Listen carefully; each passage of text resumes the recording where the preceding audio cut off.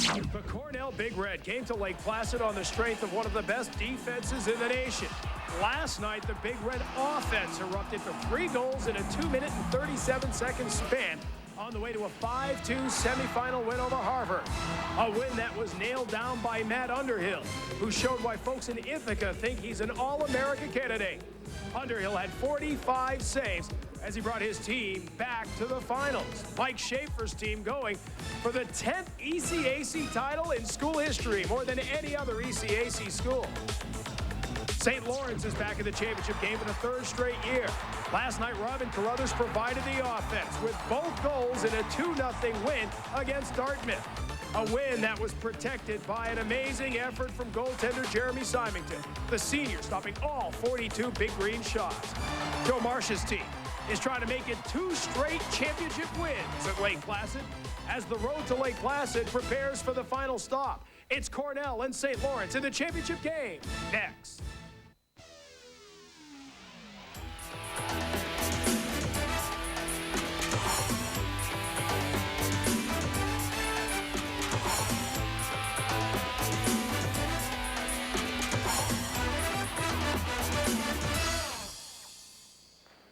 From the Olympic Center in Lake Placid, New York, it's the ECAC Championship game. Tonight, the Cornell Big Red battle the Saints of St. Lawrence. Hello and welcome to the Adirondacks, everyone. Tom Carrot along with Bob Norton and Greg Madden. It is the 40th edition of the ECAC Men's Hockey Championship, and it's the St. Lawrence Saints going for 2 in a row. They won it last year. They will try to turn back Cornell and make it 2 straight. These 2 teams met a year ago in the semifinal. It was a thriller, a 3-2 overtime win for the Saints. Here's how this year's semifinals went down. Cornell with a 5-2 win over Harvard last night. An impressive offensive show for a team known better for its defense. And St. Lawrence, behind a 42 save effort from Jeremy Symington, got a 2-0 shutout win over the Big Green of Dartmouth. Bob Norton joins us again, as always. And Bob, pretty impressive showing last night in the semifinals as these 2 teams moved on to the finals. Yeah, I think it's very important for Cornell to play the kind of game that's gotten them here, very defensive-oriented, don't give up many goals. Harvard had been scoring goals, and they shut them down. St. Lawrence has to play at a faster tempo. They can't let Cornell take the air out of the ball, as it were. They can't let Cornell dictate the tempo of the game along the wall. They've got to be able to play a very, very quick game. It's going to be an interesting matchup in styles. It's a 4-game winning streak for the Big Red of Cornell. It is their longest winning streak of the season now. 16 wins on the year. They swept Princeton in the quarterfinal series.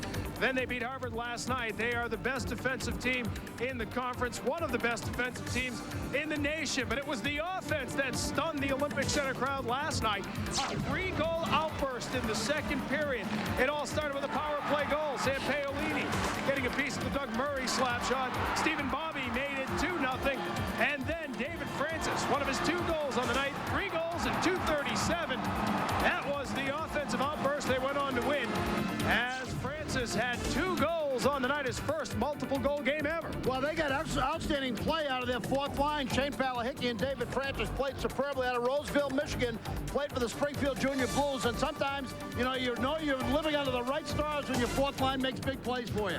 The Cornell faithful were a little bit miffed that goaltender Matt Underhill wasn't a 1st or 2nd team all-conference goaltender. They think he's the best in the ECAC. Well, he had a marvelous game last night. He left some rebounds out there, but in talking to Coach Schaefer before the game, what he said was the team was very good at clearing people out in front of the net, playing good defense in front of the goaltender, and whenever he left one out there, as right there, they were able to come in, clear people out, did a good job in front of him, so he played well, and the defense in front of him played well.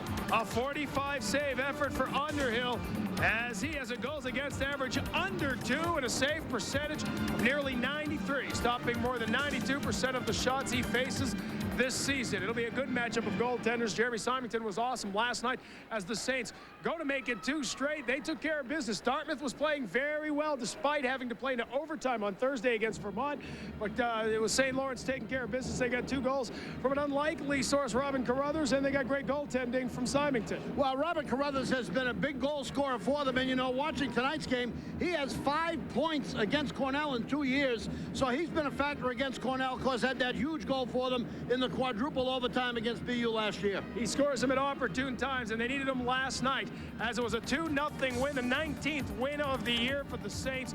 Last weekend, St. Lawrence swept Union in the quarterfinal series. They have the best power play in the conference and 5 of the top 9 conference scorers. But it wasn't those big guns getting it done last night offensively. It was Carruthers. You'll remember last March, he had a goal in the 4th overtime of an NCAA regional game against Boston University, the longest game in college hockey history. And then last night, he had both goals. So when they need that big goal, Robin Carruthers can deliver. Yeah, he's become a big leader for him, big-time leader for him out of Virden, Manitoba. And, you know, talking to Coach Marsh, he said last night that he'll clearly be the captain of the team next year. He's respected by all of his teammates for his leadership style. It doesn't hurt when you get big goals like that either. Derek Gustafson was all-conference goaltender last year as a freshman. He's gone. The question was, how do you replace him? Jeremy Symington has done the job. Sean Coakley's had a great season as well, but Symington has been awesome in the postseason. 92 of 97 shots he has seen, he has stopped here in the ECAC tournament. His goals against average in the postseason, 1.66. He has 36 saves in a 3-2 win over Cornell earlier this season. You know, he just made everything look so easy last night, and that's usually a mark of a goaltender being in excellent position. Very seldom had to make the sprawling kind of move that he made right there. He just looked as if every time Dartmouth took a shot, they hit him in the chest, and that's good goaltending. Well, last season we told you the Saints beat Cornell 3-2 in overtime in the semifinal. Last night, Coach Mike Schaefer said he'd like another crack at the Saints. He gets them tonight as he tries to unseat the defending champions. 2 good goaltenders manning the crease tonight. We got a pretty good one in front of the crease as well. Greg Madden is back with us. Greg, how's it look down there? Well, gentlemen, the theme here tonight has been certainly green in Lake Placid all around the streets here. But tonight our theme is going to be red. We're going to be seeing a lot of red. Our championship game is coming your way in just a little bit. It is Cornell and St. Lawrence coming your way from the Olympic Center. Championship game for the ECAC coming your way.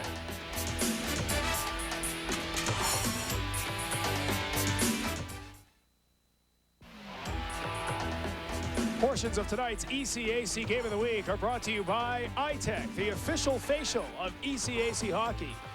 By Coho, a whole new game, official sticks and blades of ECAC hockey. By Aubuchon Hardware and Glidden Paints, proud sponsors of the ECAC Division I Men's Ice Hockey Championship in Lake Placid, New York. By Budget Rent-A-Car. Budget, get out of the ordinary. And by CCM, when you're born to play, official skate and equipment of ECAC hockey.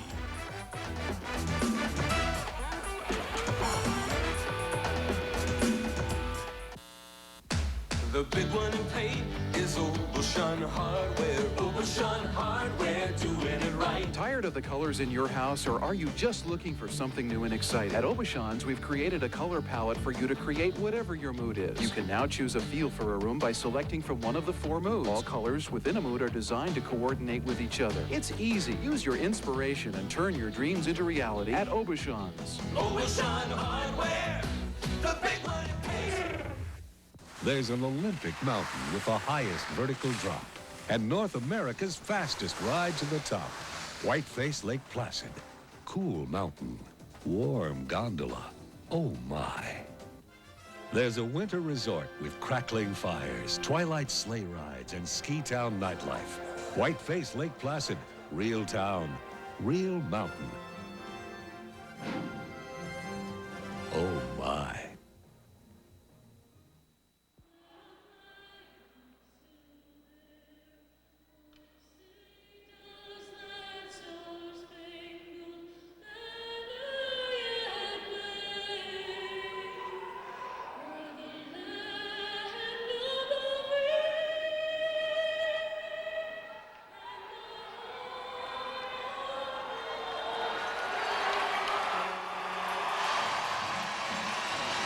It is St. Patrick's Day, and you are here at the Olympic Center. Nobody wearing green in the crowd tonight. You'll see lots of red as the Big Red of Cornell take on the St. Lawrence Saints of St. Lawrence. I want to wish everybody a happy St. Patrick's Day, though. Great night for us. Absolutely. It's great when it coincides here with the Final Four at the Olympic Center. You walk around the streets today, and everybody getting into the spirit early. Well, this is just a great place to be for a tournament, I'll tell you that. Cornell's goaltender, both of these guys have been special here in this tournament. Matt Underhill of Campbell River, British Columbia, played in Saskatchewan for the Notre Dame Hounds. 45 saves last night, has a .929 goal save percentage. Jeremy Symington has a win over Cornell earlier this season, 36 save performance in a 3-2 win, 42 saves last night. Had a tough year as a freshman, .828 save percentage, but he's been great in the tournament. 1.67 goals against average in the tournament with a save percentage almost .950. There's Mike Schaefer. Jamie Russell next to him on the right, assistant coach, along with Brett Brecky. Mike's done a great job at Cornell. Cornell kid, played for Louis Raycroft and was a tough, hard-nosed defenseman, and he's brought that kind of defensive mentality. Jay Heinbach to the left, and two-time Spencer Penrose Award winner as Coach of the Year, Joey Marsh, native of Lynn, Massachusetts, by way of Boston College, and Snooks Kelly and UNH and Charlie Holt. Well, as you see the playoff history, they are even up at 4 apiece. 1992, they played for the championship at the old Boston Garden. Cornell leads the overall series. Since the 97-98 season, St. Lawrence has lost only once in 9 games. Be very interested to see what kind of tempo is set in this game early. It is the Big Red in red, the road team by virtue of the lower seed, coming as the 4th seed in the ECAC tournament. The Saints, number 2 seed into the postseason, the top remaining seed, the home ice advantage, if you will. Certainly just 75 miles to Canton, so they've got the majority of the fans here, but a good showing by the Cornell faithful. That band makes up for any number differential as well. They're doing the Canadian national anthem now. Yeah, because they didn't play both. Here's Palahicki up the middle. He had an opportunity, but he lost the handle at the last minute. Had a face full of Ray DeLauro. Palahicki's been one of their top forwards in the tournament, certainly last night. Krzysztof Wajkowski, first Big Red skater back after it. Saints in the home whites skating right to left as you look at it here in period number 1. Now, in Ithaca, they play both anthems, the U.S. and Canadian national anthem. Here they only play the United States anthem, so the band decided to sing Do it on their own. the Canadian anthem, make them feel more at home. Big sign up above the band says this is Little Lina. They bring a little bit of Lina rink with them to the Olympic. Yeah, they unfurl the Canadian flag as well. That's good. We are underway. An announcement before the game, by the way, a 5-year extension between the ECAC and the Olympic Authority to keep the Final Four, the championship weekend here at the Olympic Center. Offside call here as it was brought up into the offensive zone by Andrew McNiven. Tommy, I want to just talk to you about the style of play here as we look at the Cornell bench. Cornell plays a very defensive-oriented team. They're the 2nd-ranked defensive team in the country in goals per game. Their goaltender is solid. Their defensemen are solid. They play very, very effectively in front. They try to muscle you off the puck. They try to keep everything off of the perimeter, off to the outside. That's a little tougher to do when you have this huge ice surface. St. Lawrence they move their forwards, particularly that first line, like to move up front. They like a much more freewheeling game. They play good defense, but they like to move offensively. See what happens. It's an opportunity out in front as Sam Paolini had the puck. Ladasora just couldn't get there in time, and the Saints were able to carry out. Mike Muir up over center. Has to send in Charlie Daniels to play the goaltender. Underhill, and he has his bacon save there. Stepping right back in front of the net to pick it off is Ben Wallace, the defenseman, covering the empty net as Underhill came out to play. Here's Kosher into the offensive zone. It's on the brakes. Got bumped there by Mike Muir. Charlie Daniels brings it out and sends it in from center. Daniels battling through, trying to get after the puck himself. It's taken back by McNiven, or McMeekin rather, Brian McMeekin. Setting it off the near side, and icing waved off as Josh Leroy gets after it for the Saints. Hit off an official there, went off the skate. Referee Scott Hansen. I think we have one of the best referees in the country here tonight doing tonight's game. Both the ECAC and Hockey East official does a great job. Scott Hansen, Bill Jones, and Matt Smith, the officials tonight. Rich Peverly let it play around. Marchetti trying to bang in after it. Peverly couldn't handle that hot pass. Jim Lorenz after it on the left side.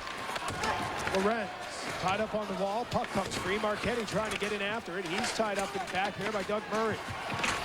They battle into the corner. Murray got it started with a slap shot on the power play in the 2nd period last night. That was tipped home for a goal by Paolini. There's what Cornell does so well. Put the puck right up against the boards and come out with control. Matt McRae takes it around. One of the McRae twins. They were both all rookie selections last year. Mark the defenseman, Matt forward. Boy, if you didn't see what exactly what makes Cornell strong in that last series, it was perfectly typified there. 2-on-2 against the wall. Keep everything out on the perimeter. Muscle a play up against the wall. Keep it away from the net. Come in, pick up the loose puck, get it out the other way. And that's sort of the hockey equivalent of taking the air out of the ball. You know, they just don't let you get a lot of flow in front of the net, and that's going to be the constant fight all night long for St. Lawrence to get the flow in front of the net and for Cornell not to allow them to and to take advantage themselves. They have a very good power play, does Cornell. Here's that big line for the Saints. They were shut down last night, but the Saints managed to win. Anderson, Player of the Year in ECAC play, Gillard, and Fife.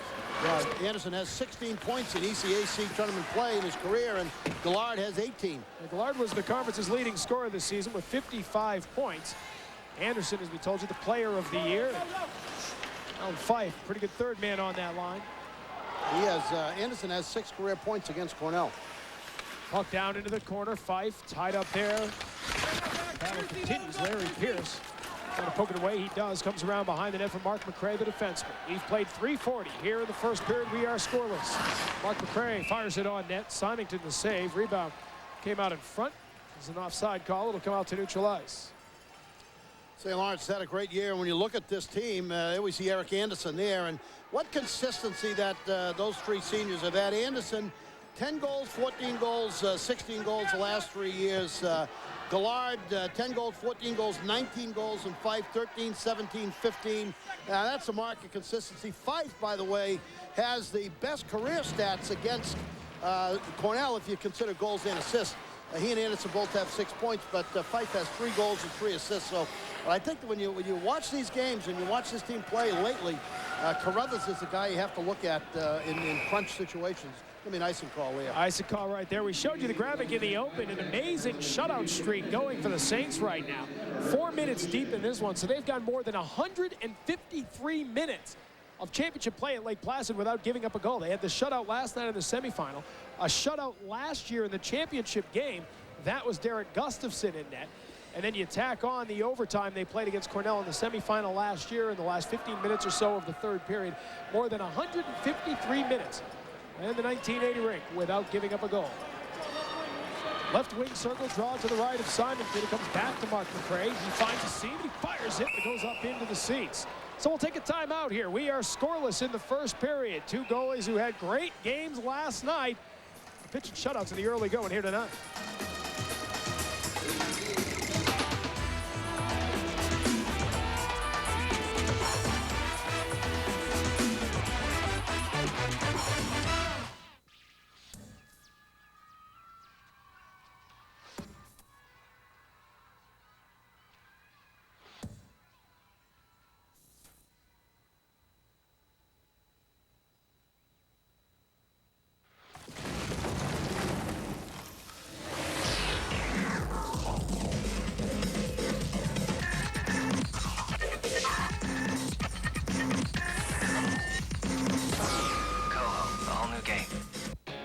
Here we go.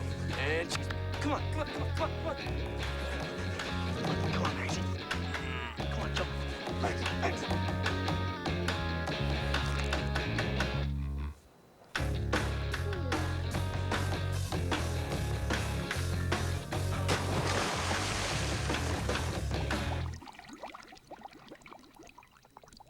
Great Outdoor Games begins July 26th on ESPN and ESPN2.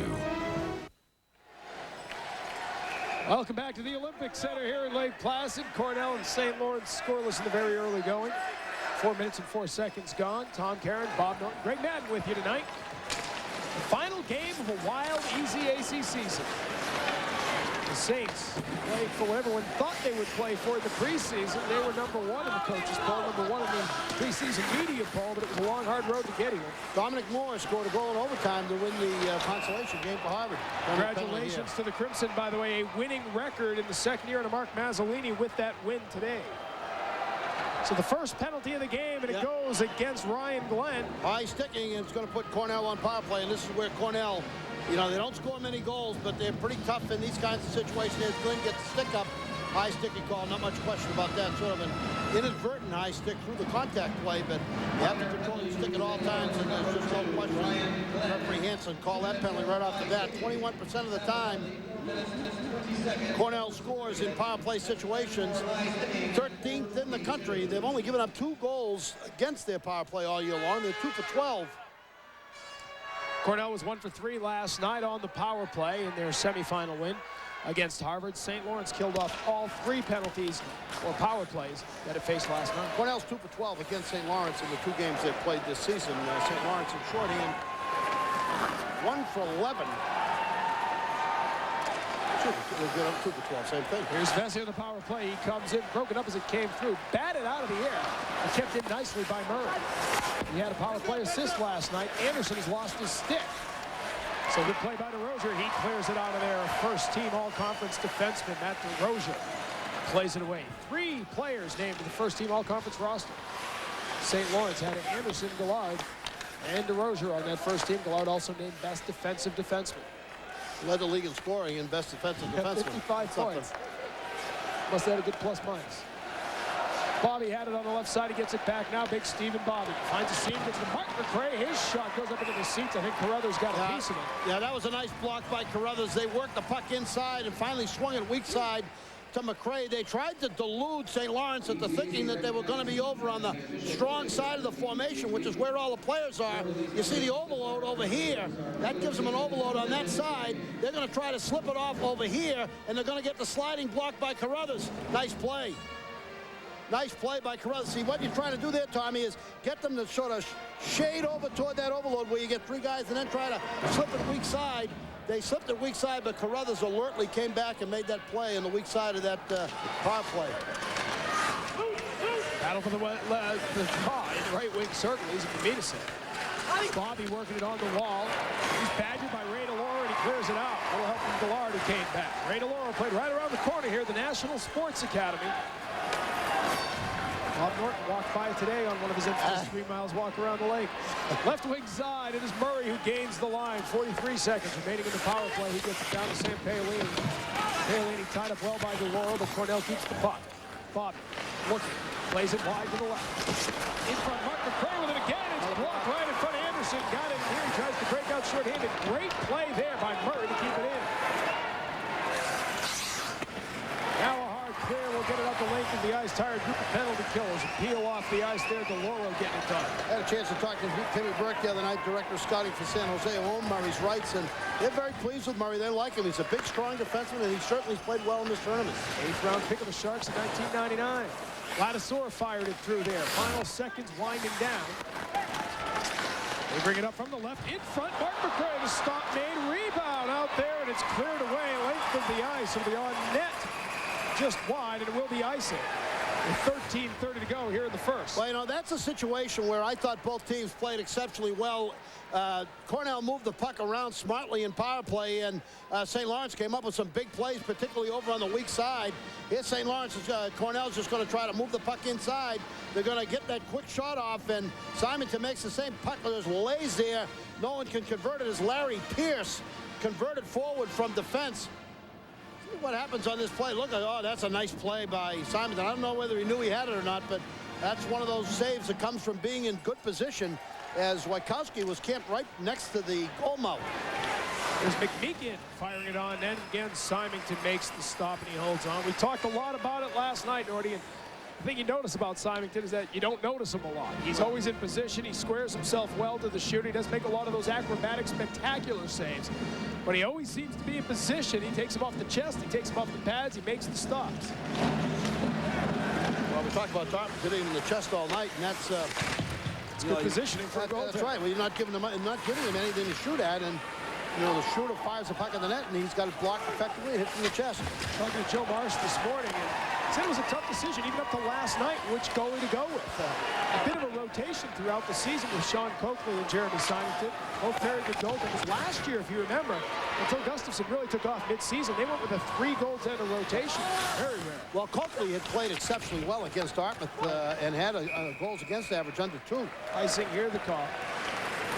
Now, Joe Marsh said this morning that he heard from a lot of people at the beginning of the season that, or the end of last season, that he had to go out and get himself a goaltender because he had to get someone to replace Gustafson. But he said he knew all along that these 2 guys could carry the load as seniors. And certainly they have done that. Both very good numbers. Simonton coming into the game 15-7-0, his record of 3.07 goals against. Sean Coakley, 4 wins, 5 losses. You take a look at Sean Coakley on the bench. Well, both these coaches have been pretty solid with goaltenders. Ian Burt has played well for Cornell as well, so they're pretty good shape in the nets as well with Underhill and Burt. Here's McCray. Big shot goes wide to the left. Rebound way over to the left side. Travis Bell hustles over there to keep in.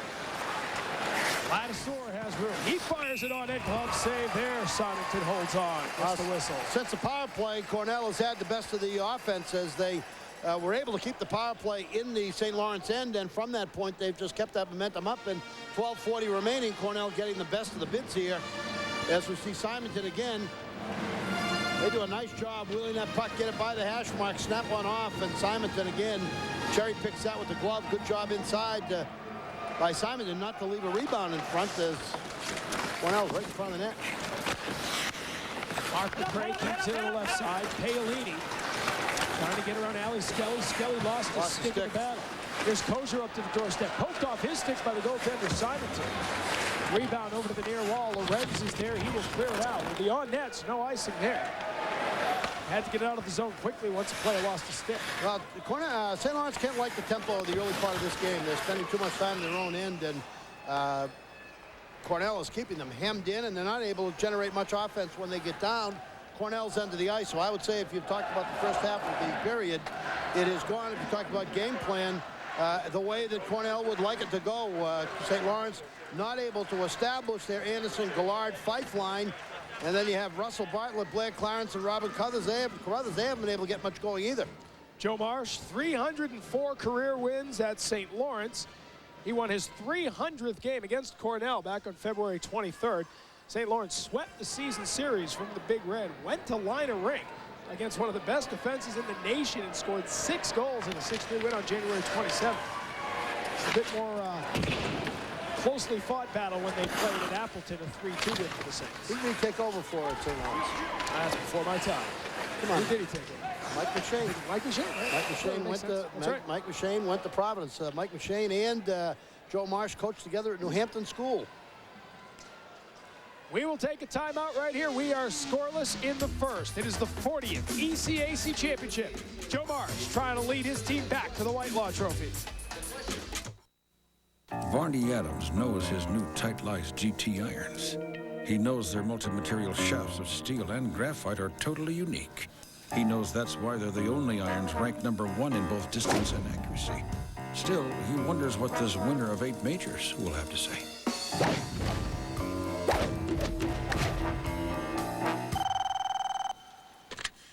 Tom? Oh, yeah! Introducing Tight-Lice GT irons with multi-material shaft technology. What did I miss? That was fast. What did I miss? Dad, popcorn. Guys, what did I miss? Pedro Martinez struck out 3. I caught this. We were on the big screen.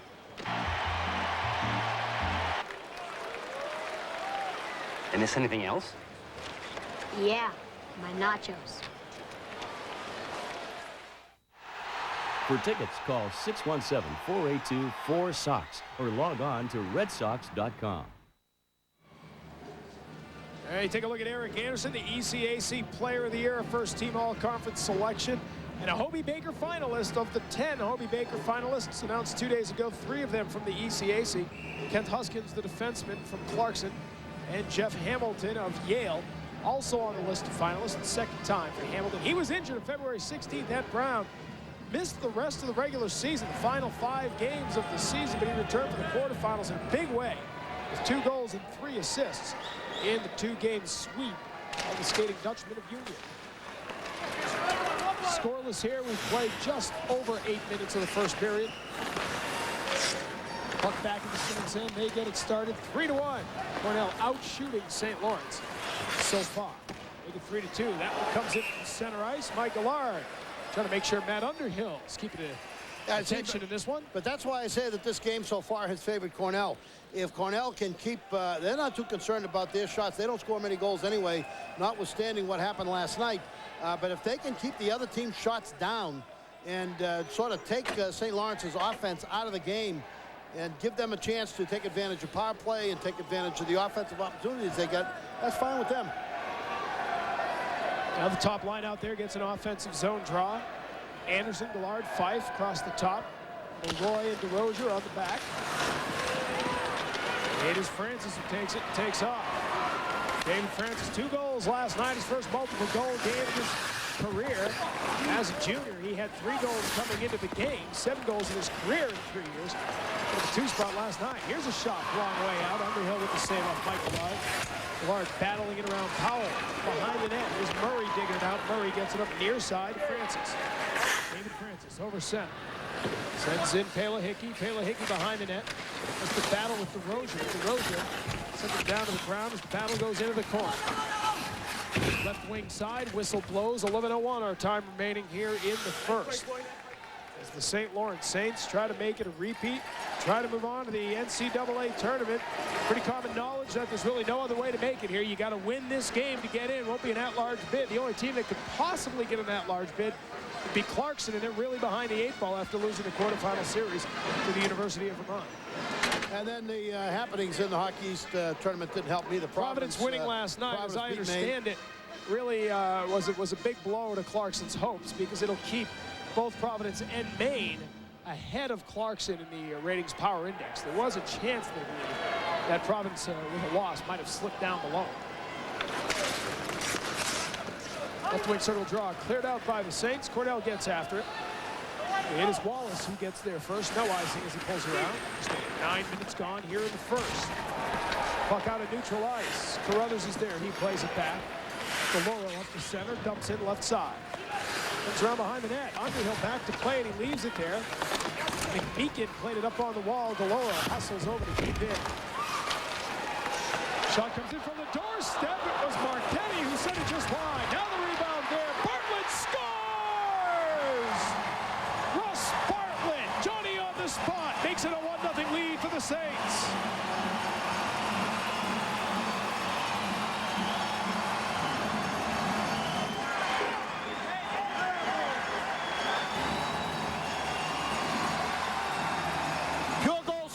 Russell Bartlett gets his 17th goal of the season. You cannot leave Russell Bartlett unattended in this kind of situation. Marchetti left alone, gets a shot, but the puck is going to come back off the wall, and Bartlett, watch him cruise over here, gets open ice right in that spot upstairs inside the far post underneath the crossbar. No chance at all. Underhill has not seen that yet. But that was a goal scorer, Tommy. What he did was he found open ice. Well, he just anticipated where there was going to be some open ice. He got himself in the spot, and he was in beautiful position when it came time to get the shot off. Former Boston University Terrier who transferred. He's got points now in 5 of the last 7 games. 5 points in that span.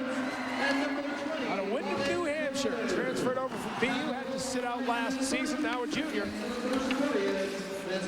Picked up his 17th goal of the year. Big Red looking to respond here. They had it in the offensive zone. Now Bell back out of neutral ice, fires in. Well, there's a lot of criticism over Jack Parker when Russ Bartlett left, because lots of folks did not like the way that happened. They felt that Jack Parker ran him out of BU after he's done a nice job for him. But that's the way it went. He's better off at St. Lawrence from his perspective, and he's doing a great job. He's a wonderful kid, and he's just a pure goal scorer. He can, from that position, he's going to score. 19 power play goals, by the way, between BU and St. Lawrence over the 3 years of college hockey. He's got 11 this season. Out of Wyndham, New Hampshire, played for Dana Barber. Here's a wraparound bid, excuse me, Bob, and a save made as Rich Peverly took it out front. Puck back in the Saints' end. Comes out to neutral ice, battle for it at the blue line. Taken by Kevin Venarouz, a little flip clear there to give his team a chance to change up. Yeah, Bartlett from Blair Clarence and Robin Carruthers. Bartlett 17th at 9:32. I'll tell you, Joey Marshall, we're happy to have him. Well, last year we told you about the 4 overtime win in the NCAAs over BU. Bartlett couldn't play in that game. He had to sit out a year to transfer to Division I. Puck around to the far side to get started there.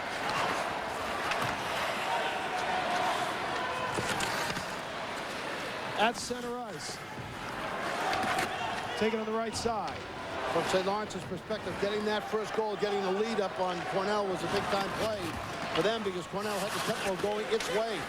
Palahicki on the left side, battle for it there, lost it momentarily. Francis tried to help out. Deloro from behind his net. Couldn't get it by Francis. Yeah, he didn't make a good play there. He threw it into traffic. Battle in the corner. Skelly ties up the man, and Eric Anderson digs it out. 3-on-3. The Saints break out here on this big Olympic ice sheet. Anderson into the offensive zone. Puts on the brakes far side. Sends it wide. Underhill comes out to play. Giveaway there. And Getty dodges the pull Francis clears it away. Second time Underhill's got himself in no man's land outside the net. St. Lawrence hasn't just been able to be in the right spot to convert. Didn't see Underhill play quite this much last night. He didn't play the puck as often. You like to see a goaltender with a little swagger, but you also like to see him man the net. He made 45 saves last night, and he wasn't out of position like that in any one of them. Vesey down in the corner, hammering away at it. Matt McRae out there as well. Veneruso, check it to Laura. Tying his man up, puck comes along the end boards. Glenn goes down, and the Saints take it out. St. Lawrence 3-on-2 if they hurry. Little Cornell work against the boards. Here's Anderson, gains the line in the offensive zone. Fife lost the handle. Mark McRae throws it out of harm's way. And it's Bobby playing it back behind the net. Ryan Vesey on the far side. Flips in on the left wing side. Ryan Vesey out of Lloyd Harbor, New York. Had 2 goals and an assist in the quarterfinal series. Back the other way now to the backhand. On the side of the netting, no goal. The crowd behind thought it was in. It was Carruthers bringing it up the length of the ice, trying to make it 3 goals in 2 nights. He tickled the twine, but from the outside. It's a 1-0 lead on a Russ Bartlett goal here in the first. Number 13, Matt Sundin. Matt's of the fabulous stats. One of the best to ever set foot on the nice skates, Matt's. New CCM 1152 custom tacks with form-intensive technology. Sweet. Tailored to your weight and your ice time with the foot wrapping thing and the molding thing. Can I try one on? No. Please? The new CCM Tax Series. If the skate fits, wear it. Hey, Matt, wait on.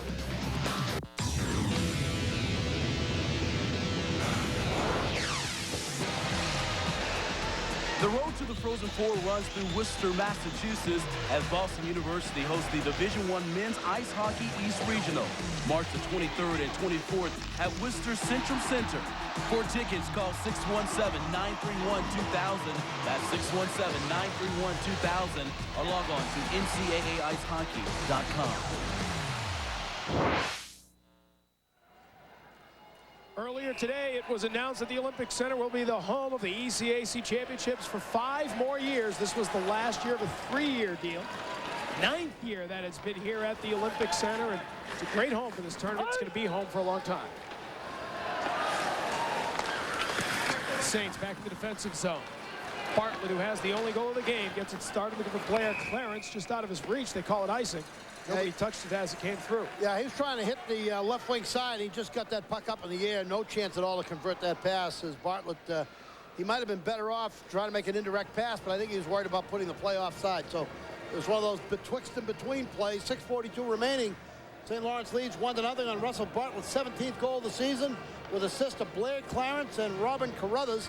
And Robin Carruthers continues to be a story against Cornell. That is his 6th career point against Cornell in his junior year. 6 assists, 1-5-6 for Carruthers. It's Gallard for the Saints off the draw. Gets it over to Fife. Fife's clear and bit broken up. The Saints after it. Anderson flips it out to Fife. Comes across center. Fife drops it. Big shot there, and it goes wide. Gallard teed it up. Big Red back after it into defensive zone. Kissed off the glass by David Koja. Taken back by Danny Powell, who plays out, and they send it in. 6:15, our time remaining here in period number 1. 1-0 lead for the Saints. Saints haven't given up a goal in this championship weekend yet. Haven't given up a goal here in a long time. Shot from the left side. Save made. Symington got after it. A point-blank bid for Svoboda. That was great forecheck by, they went one-man forecheck, cover the wing boards, and St. Lawrence passed to a covered guy and gave them a wide-open walk-in. Boy, that was not good handling the puck in their own zone by St. Lawrence, and they were very, very poor breakout pass. No patience with the puck. It's the boat out of the Czech Republic for his 2nd goal of the season. Christoph Wajkowski gets back after it. The Big Red clears it out with the backhand. Kevin Veneruso for the Saints sends it right back in as Peverly gains the line and sends in Jim Lorenz after it over to the near side. Gives it into the corner. It's got by Marchetti. McBeacon for the Big Red trying to clear. Kept in by DeLauro. Puck comes out. Hammering away at it. Matt McRae was in his face. Vesey lays the hit. Puck comes free. Veneruso back into the defensive zone. DeLauro up ahead to the line. Marchetti fires it in as the Saints will peel off, changing up on the clock. Under 5 minutes remaining here in the first. Wallace gets it started. And here's Matt McCray coming into the offensive zone. He turns and sends it on net. Symington with a save. Rebound. Tipped in momentarily. Now Charlie Daniels brings it out. 2-on-2. Daniels had it poked off his stick there, but he gets it in. Sean Muir in front. His twin brother Mike Muir ran out of real estate. He was at the doorstep. He turned and tried to fire. Now the shot from DeRozier came through and was redirected wide. Taylor Hickey in traffic, had it poked away by both Muirs. Now McCray sends into the offensive zone. With brother Matt McCray, or check it, Mark McCray, the defenseman, firing in. Puck around to the far side. The Saints try to send in Carruthers. Murray back after it for Cornell off the far wall. It comes out. Here's Francis in the offensive zone. Francis with a shot on it. Symington has to hold on as Francis and Taylor Hickey were sneaking up looking for the rebound. Taylor Hickey having a couple of words with Ray DeLauro. I tell you, Alex Kelly did a pretty good job of recovery there. It looked right there at the when the puck was coming through center ice that Cornell was going to have a break, but Skelly hustled out of the box and got on the ice to neutralize that. Outstanding plays by the Muir line. Muir, and Daniels as Muir tried to convert just a little bit late in making that pass over. Then Symington, outstanding save there as he just holds that tight side against Svoboda. Battle behind the net here as Symington watches. Skelly trying to tie up Taylor Hickey. Taylor Hickey kicks it free on the left side. Pierce in to help out the Big Red. Now it comes out. The Saints are able to break it away off the near wall. Bartlett trying to get after it. He's got the only goal. Sends it in front of the net with a great pass, and it goes up over the crossbar as Carruthers did just get a piece of it, crashing the net. Back the other way quickly. Francis turned defense into offense at the end of a long shift as Cornell was changing up. Blair Clarence gets it out to the Saints. What a great play there from the wall. That was a beautiful pass by Bartlett. Bartlett almost had his second point of the night. Beautiful pass across. I thought maybe Underhill got a piece of that, did he, on the reach out with the stick? Somebody got a piece of it. Yeah. It was deflected. Brothers did not have an unimpeded shot at No. Yeah, it was deflected. They both got there at the same time. The sticks hit together. Good job by Carruthers just to get that stick on. Ladisor at center ice. Tries to work wide. Around Ryan Glenn on the left side. DeLauro over to help out. Pokes it away. Tries to get Anderson up to the races. Tried a little dance. Jump over the stick, but he got upended. Now a shot from Kozier and a save for Symington. Rebound in the corner. Taylor Hickey, first man there. Turns into the crowd. Ladisor tied up by Anderson. Whistle blown here with 2:21 remaining in the first and a 1-0 St. Lawrence lead. I'll tell you, one of the things I like about referee Hansen, he does a great job of he's got a wonderful feel for the game. When there's a penalty, it's clear, if you watch the game, when there's a penalty, it's clear it's a penalty. Then very seldom does he call one that's one of those subtle kinds of penalties. You say, you look at yourself and say, what did the guy do there? I never saw anything. And he's got a very good sense of when not to call stuff. And a lot of times it's no harm, no foul. You know, if it's not a situation where it's a goal-impeded kind of play, particularly as the game goes on, he's not going to call it. And I think that's a good sense of how to officiate the game. He's the best official that I've seen this year in either Hockey East or the ECAC in terms of his. I tell you, I've seen him officiate about 6 times. I hardly ever notice him. And that's the best thing you can say about an official. Absolutely. Another game I didn't notice the official. That's great. Although I think, unlike some of the coaches who have a different point of view, I understand. But I think the officiating in general in the league has been exceptional. And I think John Gallagher and all the folks who are involved with the supervision of officials ought to take some. They don't get a lot of credit for it, but I think they've done a tremendous job of developing some consistency. It's never going to be perfect. It's not a perfect system. But we've done a lot of games, and very seldom do we walk out of this saying, wow, what a badly officiated game that was. Most of the time we have nothing to say, which means good job. Here's McNiven stealing it. Andrew McNiven now trying around the back of the net. Peverly on it. Great battle on the far side. McNiven dangled pretty good with that puck. We saw him do it a couple of times last night. He uses his strength pretty well to work it off the wall. The senior out of Delta, British Columbia. To make things happen when he takes it out of the crowd. Icing the call here. It'll come all the way back. Well, he had the ability right there to curl a puck with the left hand only and to still control it. He had the tip of the stick on the puck over by the hash mark and was able to control it until finally St. Lawrence got the puck and wheeled it back weak side. Mike Schaefer, head coach of Jamie Russell behind him. Jamie Russell, assistant coach. They have two Western guys as assistants. Jamie Russell played his college hockey at Michigan Tech, and Brent Brecky, the other assistant, played at Western Michigan. There's Jamie. Murray off the draw. Trying to take it wide on the right side of the traffic. Sends it towards the net. It was stopped there. Carried out now to DeLauro. Up ahead for Carruthers. Carruthers had both St. Lawrence goals last night. Braces for the hit here. Powell paces it into the glass. Battle on the wall. Barron's trying to kick it free. Doug Murray carries out for the Big Red. Minute and a half remaining here in the first. Murray up to the blue line, sends it into the crowd. Stay with us during the first intermission tonight for our CCM intermission report. We will hear from Matt DeRozier of the St. Lawrence Saints, and we'll talk about the Clarkson Golden Knights on the bubble. And the bubble may be bursting. They will find out tomorrow when the NCAA selection is made it.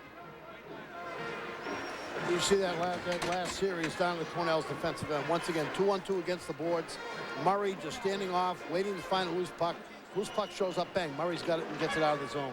Boy, we've seen that how many times over the course of this first period thus far, and that's what has made them a good club. They're very good in their own end. I want to correct ourselves. Stephen Bobby coming in for the first intermission. Matt DeRozier will be with us in the second intermission. We'll hear from them either way. Battle on in the left wing corner here. Looks at the final minute of play in the first period. Ryan Glenn tying up his man. Puck coming up along the wall. Sean Muir had a piece of it. Final minute of play here in the first. Puck came out through neutral ice. And the whistle blows for icing. Yeah, I think, you know, early on, my just quick observation here is that St. Lawrence has had the puck with an opportunity to move it out of the zone without taking the icing call, and they've had a few unnecessary face-offs over this first period.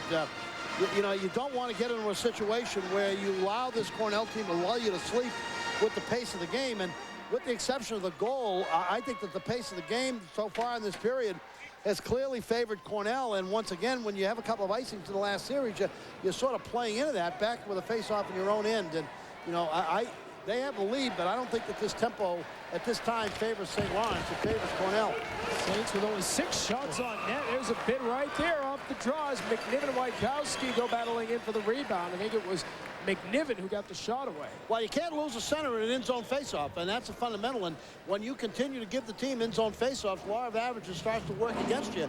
And you keep your eye on 14 right there. Center's going to break off the faceoff inside. Right there, he gets loose. That's what you can't let happen. You can't. There's just a fundamental rule. Fundamental. Anybody out there can remember it. Center can't lose center in an in-zone faceoff. If you see the center score a goal off the in-zone faceoff, 99.9 times out of 100, it's the opposing center's fault. Back into the corner there. Gallard tied up by Svoboda. Leroy after it behind the net. He's tied up by McNiven. Now Gallard gets it. 37 seconds. Time remaining in the period. Fight. Tries to send in Anderson. Well played as it was blocked. And the Big Red get it back into the other end. Gallard back in the defensive zone. Gets it started. Gallard over center. Fires it on net. Underhill wasn't quite sure at first where it was, so he keeps it there for the whistle with 23.3 to go. You know, Tommy, you talk about in-zone faceoffs. You know, sometimes it's difficult to assign responsibility because different teams play in-zone faceoffs differently. You have a center, but the center always covers the opponent's center. That's the standard. The forwards might have, one forward might have a different responsibility than another forward. There's different kinds. Sometimes one forward is the in-zone coverage man. The other forward is an outside man. It just depends upon where people are. But right here, this is the place you have to know. Center, right there, takes center inside. So you'll see at the drop, the center just work to make sure that he covers his opposing center no matter where the puck goes. They'll just play the body right away. Get on the body. Up the man, don't let him go. Puck back to the point, and Glenn rips it wide. Over on the right side, Ali Skelly keeps it in.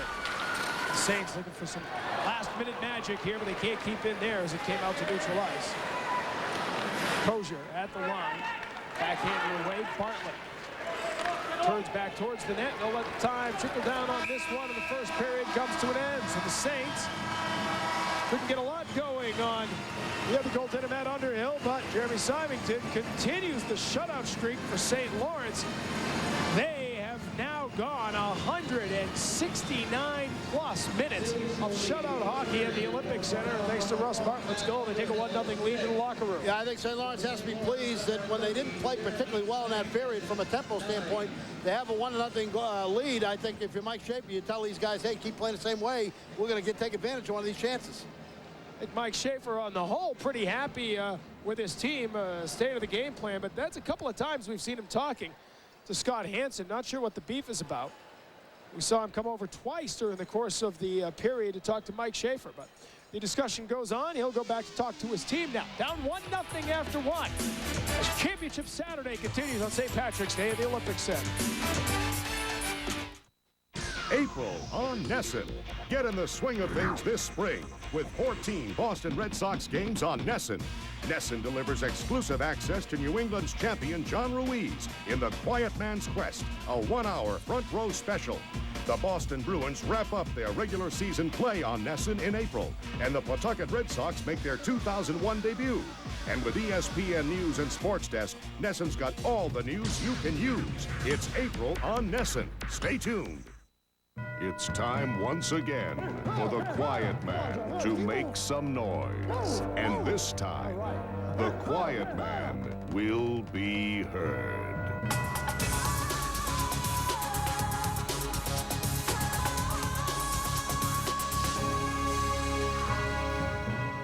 John Ruiz is the Quiet Man, and this is his quest. April on Nesson.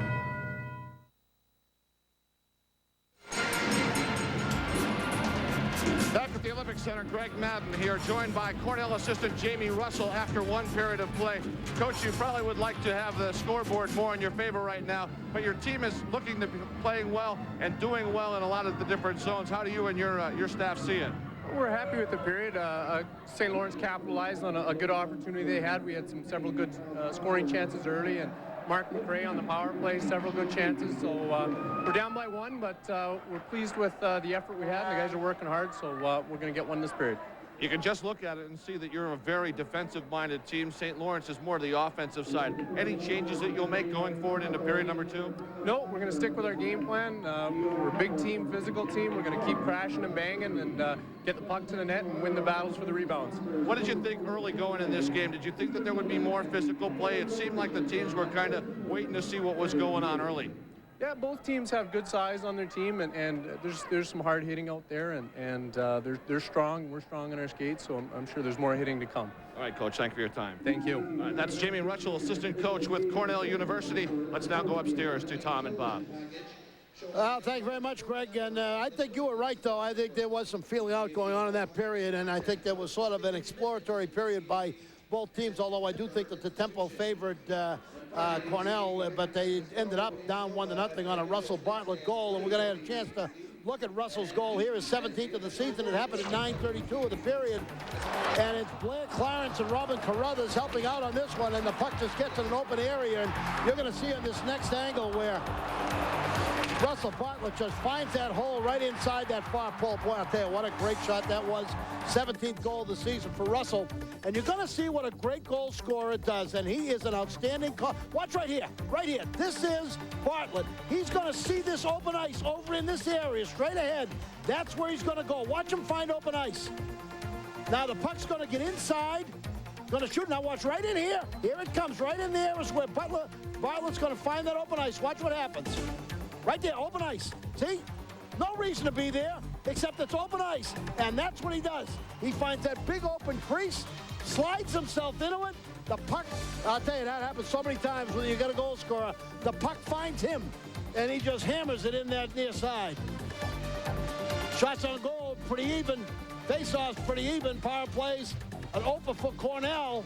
Cap World brings you these first period statistics. If you have anything that you want to buy for accessories for your truck, if you need anything, boy, I tell you, no place better than Cap World, the hockey people. And if you're traipsing around hockey gear during these late winter months and getting it all wet, I tell you, put yourself in the hands of Cap World, and they'll take care of you. St. Lawrence coming out to the start of the second period.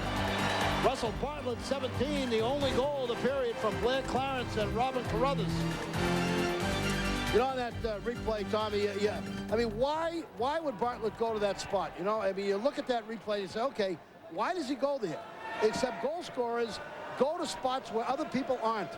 You know, that's what happens. They see an open spot and they go. And then all of a sudden the puck looks like it's magnetized toward him, you know. There's this puck and it comes right toward him and he finds that open spot. Oh, once he got it, there was no mistake at all. He buried it in that top right corner. As you said, Matt Underhill still looking for it. Oh. Puck taken out to neutral ice. Saints in the home line, skating left to right. Al Fife trying to make it 2-0 lead. Gets behind Underhill, but he reaches back and sticks it away. Big Red in red, skating right to left here in the second period. Matt Underhill has been outstanding all year long, and he had to cover himself there. Puck back in the zone. Carruthers has it. On side, drops it to Bartlett. He sends it out, banks in front of the net. Danny Powell there.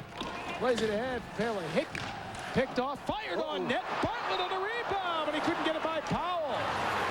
Danny Powell went down with Bartlett and made a piece of the stop there, just enough to force it wide. Now here's Palin Hickey, puts on the brakes, knocked down off the puck. Francis on the follow, just out on the ice, sends it into the corner. That's the best offensive series that St. Lawrence has had in the Cornell defensive end. They got to go a little bit there. Roy tried to fire it in. He hit off Carruthers, his teammate, as Carruthers was peeling off for a line change. Carruthers slowly skates back to the bench carefully. That one hurt. Friendly fire. Puck at neutralize here. Minute and a half gone here in the second.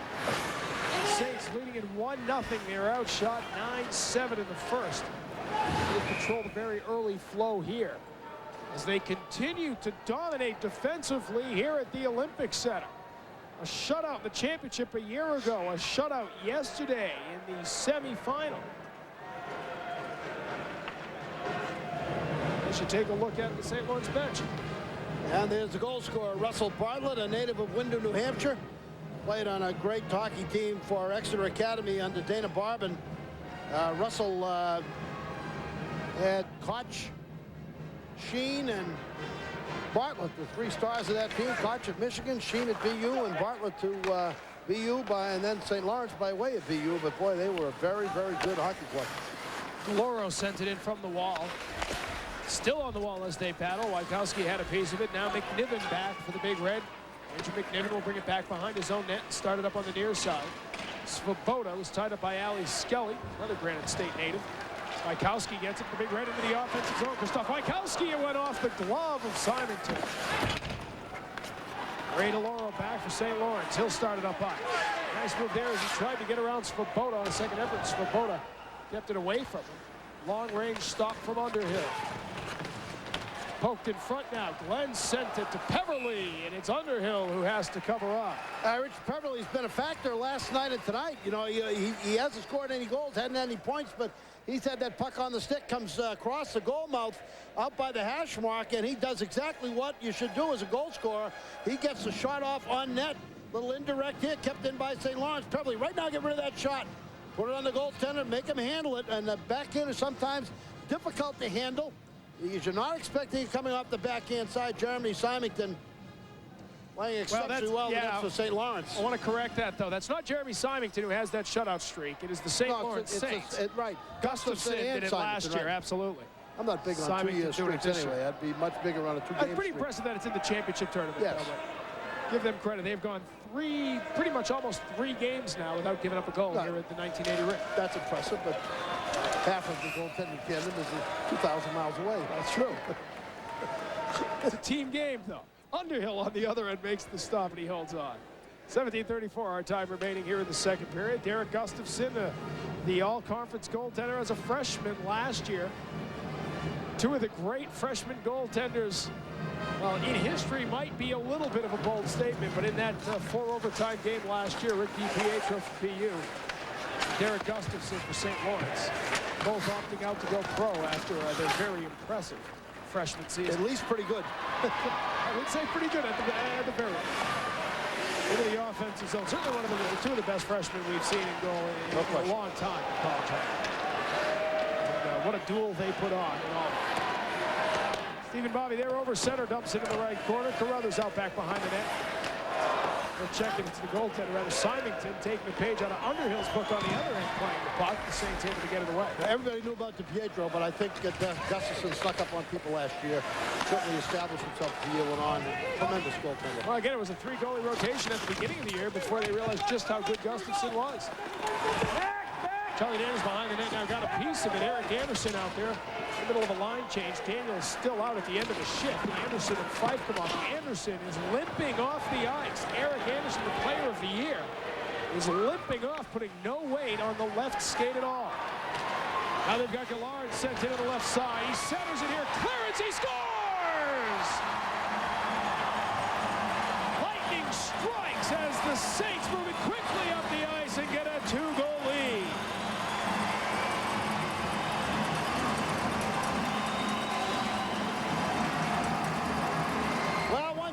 Colton Anderson goes off the ice. The other one gets a goal. Blair Clarence on a dandy pass from Mike Gallard. He's been a bit of a Cornell killer himself as Clarence gets his 4th goal against Cornell, and this is sophomore year. In 2 years playing college hockey, he's got 4 against Cornell. Now the leading goal scorer for St. Lawrence against Cornell, and that was a great pass by Gallard. Gallard's going to work this puck on the left side, and Clarence just going to work away from the back check. Snaps that shot up right through the 5-hole as he pulls away defensively from Shane Pelahicki. Boy, outstanding play. Good pass by Gallard. Nice move up puck up ice by Larry Pierce. I think Pierce is going to get a helper on that as well. Well, Clarence has made it a 2-goal lead, and he takes it quickly in the offensive zone. He gets around Travis Bell over to the far side. Working with Bartlett. Bartlett's out up in the corner. Wrong 24, Al Fife, not Larry Pierce, is Cornell. Fife is going to get the helper on that one as he made a nice pass up to Gallard. Gallard moved it over to Clarence. Clarence pulled away from Pelahicki and got the goal. Well, Fife, Gallard is in that top line, kept off the score sheet last night. Anderson had come off, apparently injured. He's not on the bench. He went back to the locker room area, so we'll keep our tabs on that. The other 2/3 of that line getting it done as they set in Clarence, who came out to join the line. Clarence parried it. Pelahicki now drops it. Paolini rather drops it. Looking for the big shot there from Vladisor. Kept in on the right side by McMeekin, but now the Saints get it back.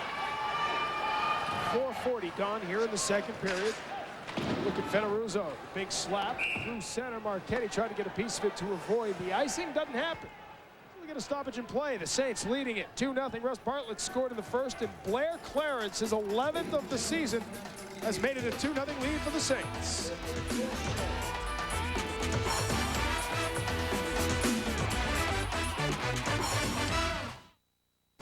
Log on to the coolest game. NHL.com lets you listen to every game live. Get breaking news, real-time scores, and the hottest video clips. Play fantasy hockey, check super detailed stats, and interact with other fans from anywhere in the world. The NHL.com network gives you access to every team site. Customize your favorite team jersey and get cool NHL merchandise. Sir, you ordered this? Sure did. Cool. NHL.com. If it's hockey, it's here. This season on Nesson, you'll get more. More shots, more saves, more goal, more games, and more broadcasters. With Dale and Gord from the Fleet Center, and Dave Shea, Andy Brickley, and Jerry Cheevers on the road. More shots, more saves, more goal, more games.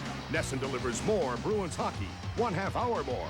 Pre-game with Bruins Digest. More shots, more saves, more goal, more games. Nesson, tune in more often. Back, everyone. I'm going to show you how you can play when you don't score any goals in 86 games. Mike Muir out of Needham, Massachusetts. Watch him here, number 27 on the play. Puck's going to go down into the zone. Now watch him pick up a guy coming inside. Watch right here. There he is on the back check.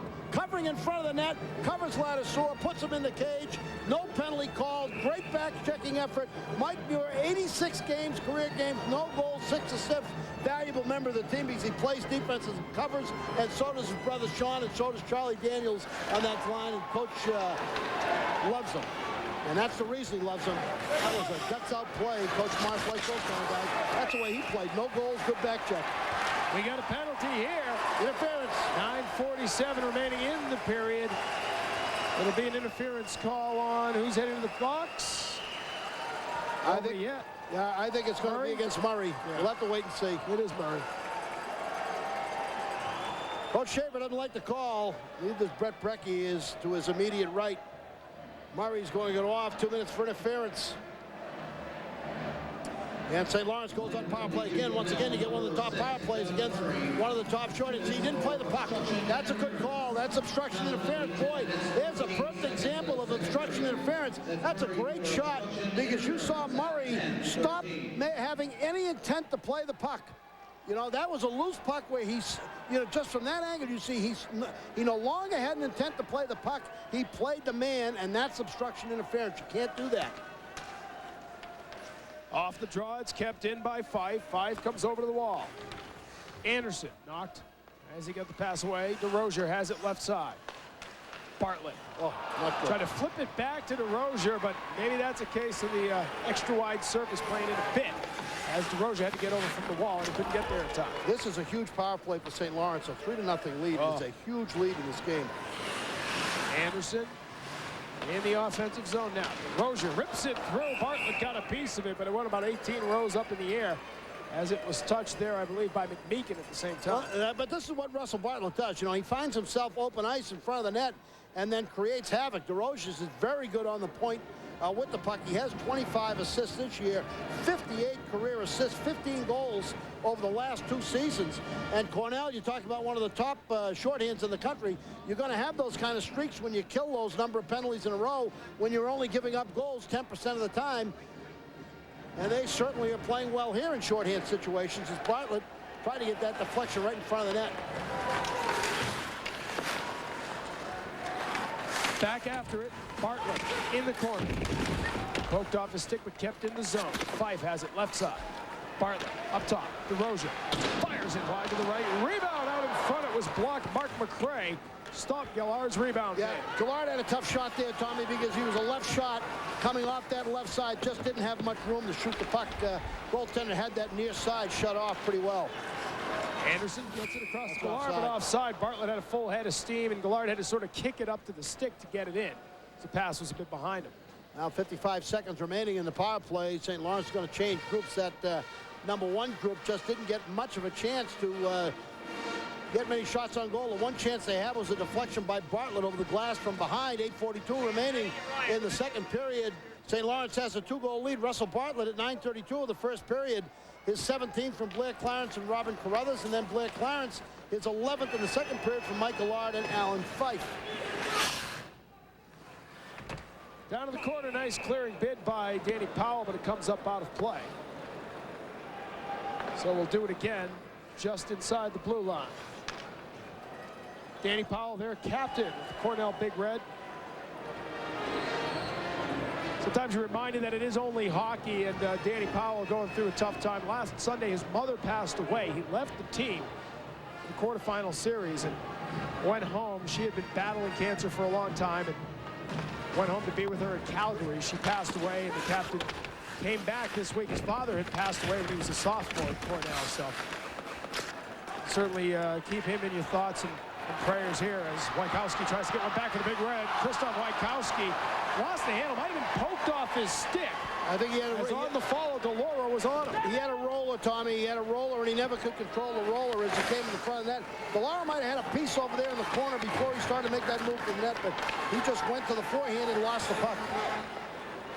Leroy back after it. Final seconds winding down. 12 to go in the power play as he sends it in left side. Icing will be the call. Will come back up into the St. Lawrence end. Okay, Coach Marsh could not have been happy with that play. What you don't want to do here, absolutely, is have a man advantage and give up a shorthanded goal in this situation. And Krzysztof Wajkowski out of Ottawa The Ottawa Senators had a splendid chance coming down the right side, but as he came to the front of the net, went from backhand to forehand, that puck just dribbled over the stick blade.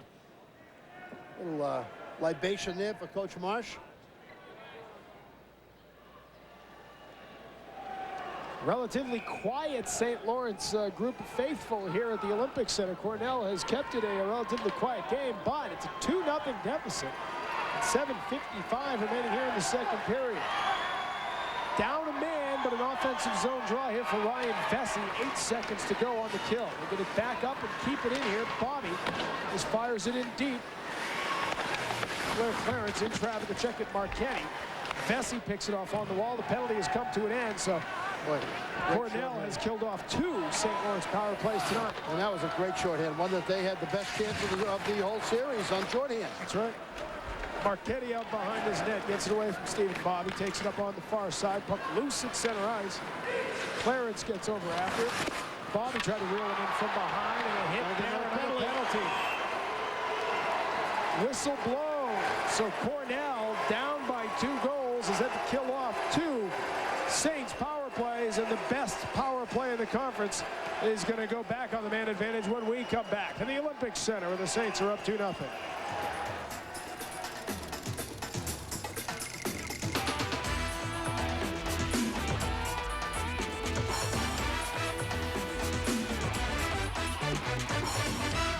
They said New York mountains weren't big enough. They said you couldn't get an extreme experience in New York. They told you you'd have to drive for hours for killer conditions. Yeah, right. Come on, this is New York. We don't do anything small here. And this is Newer Mountain. With a brand new snowboard park and boasting Skiing Magazine's best new lift, the new 8-passenger Northwoods gondola. If you've got the need to conquer, you just have to ski the new face of Gore. Ski the new face of Gore. So, they'll get off the bus, pick out the car they want, and be on their way in seconds. We'll call it Fast Break, our fastest way to rent a car. Can we get people from the airport to their car quicker? We can if we give everyone jet propulsion packs. Crack open the bleeder valve and fill the tank to 800 psi. What?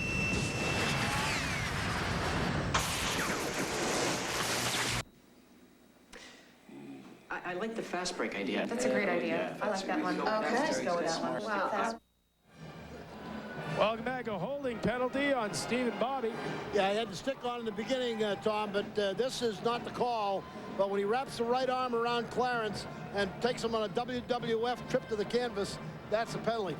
Why do I laugh at that budget rent-a-car? Watch it every time. We end up laughing every single time. Every time that guy hits the wires, I look at you, you look at me, we start laughing. That says something about us. That's something about us, I think. Watch a guy go into burning fire. And the other one was the guy, the little kid rolling on the log. Yeah, that's pretty good one, too. The outdoor games coming to Lake Placid here this summer. Bartlett up behind the net. How long can you keep this power play off the board? Well, not only that, but you're burning some of your best guys in shorthand. Here's DeRozier. Turns in the backhand wide. Now he gets back on the forehand. His shot blocked by Wykowski. No way to come back from a 2-goal deficit. You're spending all your energy and time. Penalty killing. Wykowski couldn't control it there. He had a piece of it. Now the block bouncing around. They still can't get it out of the zone. Anderson has it near hash marks. Is it down low? Bartlett to the left side. Fights. Rips one. He teed that up and it went wide. Yeah, one of the things St. Lawrence is doing, not doing, is they're just not getting a higher percentage of shots on net. Backhand shot on net there, covered up by Underhill. That's better. Sure. You know, they might as well just get something on net, make the goalie make a play. But when they get the puck in good positions and you take that slap shot from the top of the circle and you miss by 10 feet, that doesn't help. St.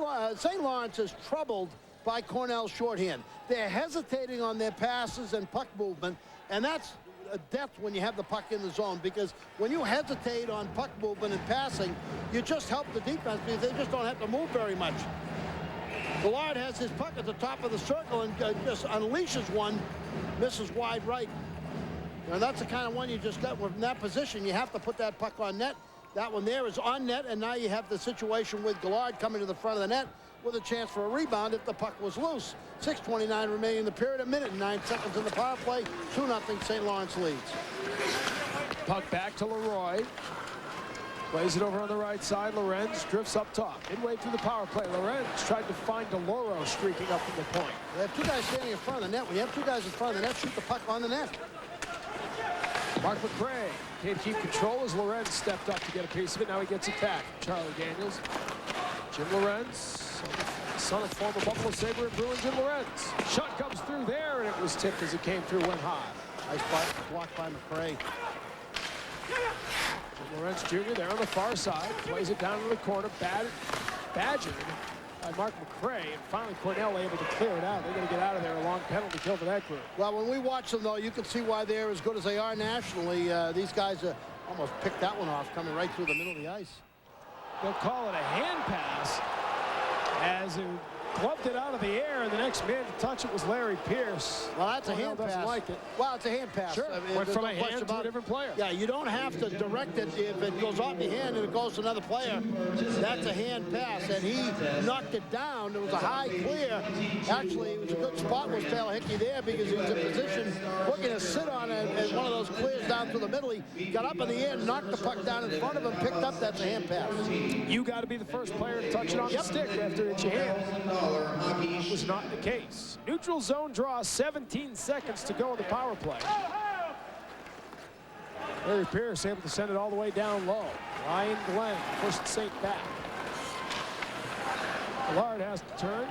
5 seconds left on the penalty. Glenn starting up ice on the far side. Taylor Hickey almost got another penalty. It was up at that right hand, right in the kisser. There's Taylor Hickey. Knocks the man off the puck, but he couldn't keep the puck in. Offside will be called there as he came behind him. Taylor Hickey here having a couple of words right in front of the net with Ryan Glenn. Taylor Hickey is very fortunate he didn't take another penalty, and he came through center zone, went over toward the sideboards by the penalty box, and he had the hand right up in the face. Could quite easily have gotten another penalty for roughing, but, you know, he's trying to bring an edge to the game and get Cornell in it. You can understand what he's trying to do. He's had a good, strong tournament, and you want a guy to come out there and play with a certain kind of aggressive instinct now because Cornell is down 2 goals, and they need to make something happen. And Taylor Hickey on the edge of taking a penalty or making something happen, dodges a bullet, doesn't get a call. 5:11 remaining. St. Lawrence still has that 2-zip lead. Ali Skelly back in his own end. Gets it across to Ray DeLauro. DeLauro into the offensive zone. Fires it.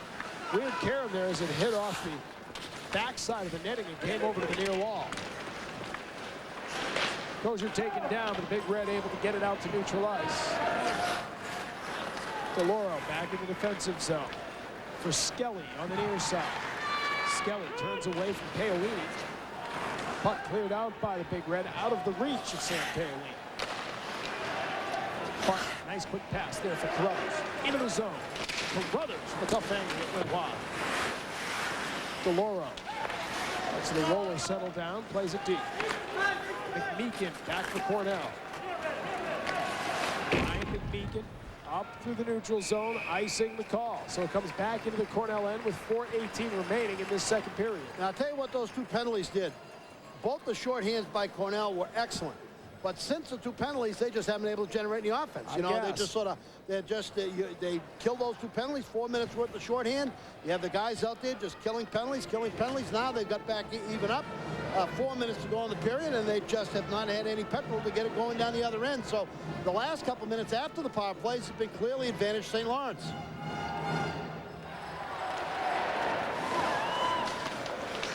Puck out in front of the Cornell net. Swept aside there by Bobby, but kept in by the Saints. Mike Muir tied up on the wall. Mark McCray battling with him. Travis Bell now ties up his man. Puck free. Sean Muir digs it out. Comes around behind the net. Sean Muir lost the handle as he was badgered back there by Matt McCray. The Muir twins and the McCray twins out there right now. Puck out to center ice. Vesey into the offensive zone. Tried to sneak one past Symington. None of that. Jeremy Symington made the save and he covers up.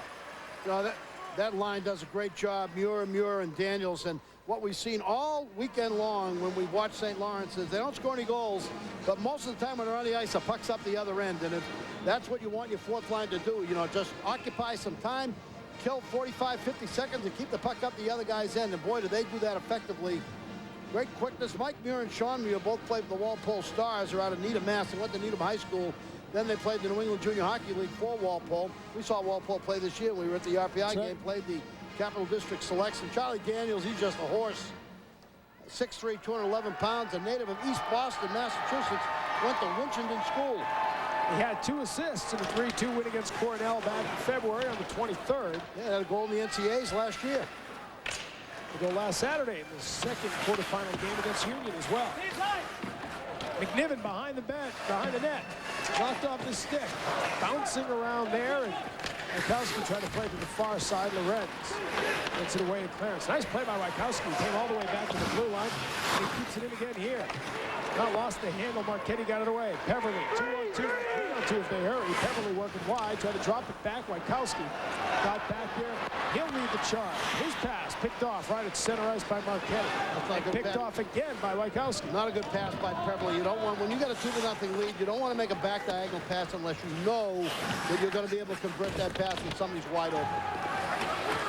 Still a 2-0 lead for the Saints. Mark McCray sending in. Lorenz cuts back away from Hickey, gets it out to center ice. This is Peverly now. 2-on-3, he goes in. Peverly takes the shot, pad save. Underhill made to stop, the rebound goes wide. Francis goes down. Mark McCray has it for Cornell. Mark McCray starts up ice.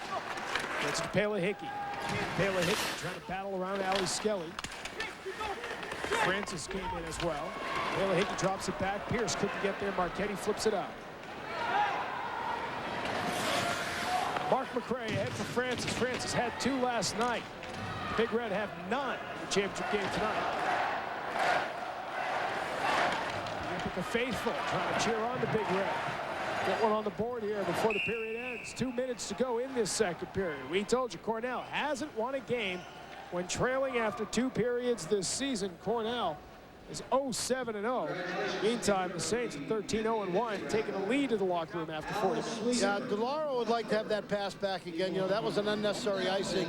Not looking for a change. He made an indirect pass off the wall, and he was too close to the wall to have that puck come off in a place where he could make a conversion of that pass, and ends up being an icing call. And you just don't like that. When you have a 2-0 lead, if you've got to take it because everybody's gassed out, that's fine, but you don't want to take unnecessary icings. Trying to make thread the needle passes now with a 2-0 lead. Off the draw, Murray fires it through. That save made by Symington. The rebound put out in front of the net, but cleared away as Al Fife got right after. That's why. That's exactly why. Puck up ahead now, and Kozier looking up ice, having a little trouble. Now he reels it in and he takes it into the zone. 1:40 to go in the period. Powell steps up and got a piece of it. Anderson would have been off to the races otherwise. Paolini, rink-wide pass there. Murray into the zone. Paolini tried to drop it there, but Ladisor never got to it. It was broken up and cleared. DeLauro, the defenseman, banging through, looking for an offensive zone opportunity. But the Big Red dodge it and come back out. Carruthers couldn't handle that pass. The puck taken. All kinds of bounces on both teams here in the late going of the second period. You know, Gillard read that play nicely, though, Tom. You mentioned that DeLauro was up on the offense, and when you look back on the defense, there was Gillard back playing left defense, picking up the DeLauro. Good job. That's why he was the outstanding defensive forward in the league, and also the leading scorer. Final minute of play here in the second. The Saints looking for more. Great play there as Clarence tried to bring it back towards the front, but McMeekin went diving and got a piece of it with his stick. Now Fife put it out in front of it off McMeekin. Underhill the save, and under him is the puck. He gets the whistle. Well, that was a play that I thought they were going to try to convert the puck to the front of the, move the puck to the front of the net. It had an open man in front, but this puck is going to bounce off McMeekin right there and almost deflect near side. Oh boy. Oh boy. That would have been a tough one for Cornell at the time. McMeekin ends up having the puck deflect off him. Underhill alertly comes in, frees that puck, gets the face-off. 39.7 ticks of the clock remaining. Underhill's played well. I'd like to have that Blair Clarence shot back again. Yes. That was a 5-hole shot, but I mean, he was in alone in front of the net. Puck out to center ice here. Final 28 seconds, counting down. McNiven banks it off the wall. Icing waved off as the Saints get back after. Leroy, pass out to neutral ice. McNiven couldn't get there. Sean Muir does. Sean Muir in the offensive zone, but a bouncing puck offside will be the call. By the time he reeled it in, his twin brother had snuck in there first. Second intermission, the CCM intermission report. We are told Russ Bartlett now will be our second intermission guest. And I'll be talking to ECAC Commissioner Phil Buttafuoco. We'll be talking about the 5-year extension and about Bob Norton's walk around the lake today. Yeah. Lots to talk about. And about the Bill Cleary Award. Great move last night. The William J. Cleary Award will now be presented, award or trophy, I'm not sure, will be presented to the regular season champion. I walked at such a fast pace, I got caught by Mike Gilligan and ended up getting a free dinner out of it. Mike Gilligan and his wife, right? That's right. So in tandem, they were able to overtake the speedy Bob Norton on the backstretch off Mirror Lake. 2 periods have come and gone, and Cornell, with its vaunted defense, has done a pretty good job in shutting down the Saints, but the Saints put 2 past Matt Underhill, out shooting Cornell 10-6 in that second period. Mike Schaefer's team has not won a game when leading after 2 this season, or trailing after 2 this season. They trail after 2 tonight. 20 minutes to go in regulation in the 40th ECAC Championship game, and the Saints are 20 minutes away from a repeat. Greg Madden in the CCM intermission report next. For goalies, the key factor is that you can't be afraid of the puck. You can see the whole ice from where you're standing. You can see mistakes, great plays. A lot of times when you are sharp, the plays do seem slower and seem clearer. The noise of the crowd is not there. The only thing you're thinking about is stopping the puck. If you're able to make the big save at the right time, there's nothing better. April on NESN. Get in the swing of things this spring with 14 Boston Red Sox games on NESN. NESN delivers exclusive access to New England's champion John Ruiz in The Quiet Man's Quest, a 1-hour front row special. The Boston Bruins wrap up their regular season play on NESN in April, and the Pawtucket Red Sox make their 2001 debut. And with ESPN News and Sports Desk, NESN's got all the news you can use. It's April on NESN. Stay tuned.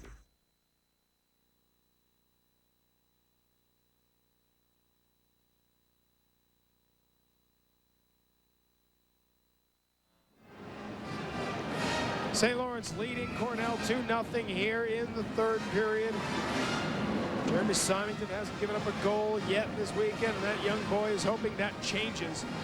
I want to correct ourselves. I thought so earlier. St. Lawrence had said 4-0 earlier. That was reversed. It was 4-0 Harvard earlier in the women's semifinal being played at Dartmouth. The winner of the Harvard-St. Lawrence game advancing to play Dartmouth tomorrow. Dartmouth's been number 1 in the nation about all year. Anderson down from the corner, brings it around, now brings it around near side. He's got Underhill down, he fires it into a crowd, and ping-pong wide. Comes back up top, DeLauro rips it wide to the right, and Bobby sweeps it out of harm's way. In the corner, it is Bobby getting it up to the far side. Now getting it started across center ice. Matt McCray fed it over to his left. Svoboda with the shot on net.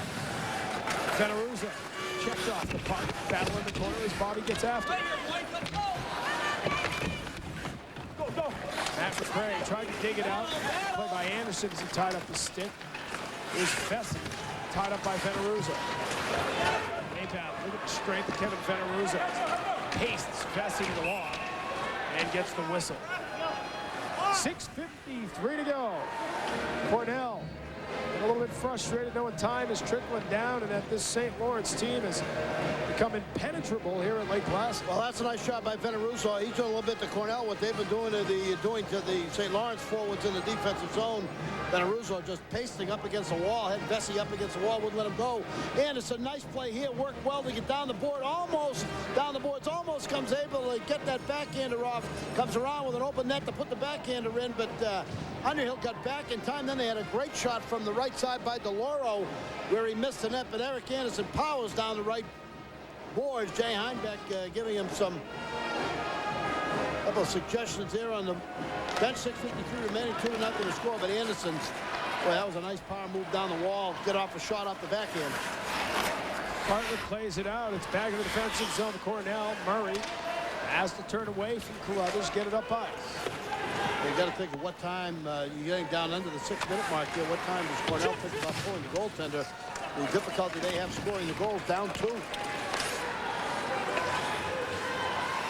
Murray drifts back, banks it off the near wall. Svoboda had it there. He got tripped up. McNiven trying to give chase, but the Saints have it. Leroy outside, far wall. Powell back for Cornell. Quickly plays it up to try to catch the Saints in a change. It was a long shift out there for Murray. He comes out. He had nothing left. He wasn't able to handle that pass. It was almost stopped by the time he got it. He got it again there, so he fires it in. Now he'll come off. Ladisor towards the net. Stick save Simonton. Sean Muir looking for Daniels. Picked off here. Mike Muir into the offensive zone. Turns blocked by McMeekin. Ladisor trying to counterpunch quickly. They have the numbers if they're going to hurry. Ladisor runs into all kinds of traffic there as the Saints descend on them. Charlie Daniels clears. Icing whistled here, so just over 5.5 to go. Matt Underhill's team going to take it all the way up ice. Well, you were talking about Jay Heimbeck between the second and third period. He said what you hope to do is if they got a rush to get the puck in deep and not to have one of those inadvertent kind of plays that ends up coming out the other way, giving Cornell a transition chance. That time Muir trying to move the puck toward the front of the net, ends up knocking off a skate, and it ends up with Cornell coming back, advantage rush the other way. So that's what you'd like not to do, as we see Jay Heimbeck there. Well, he had an outstanding college career. Played for Fernie Flamin at Northeastern back in the days when Northeastern had some great teams, and 2-time Beanpot winners. Huntington Avenue Hound.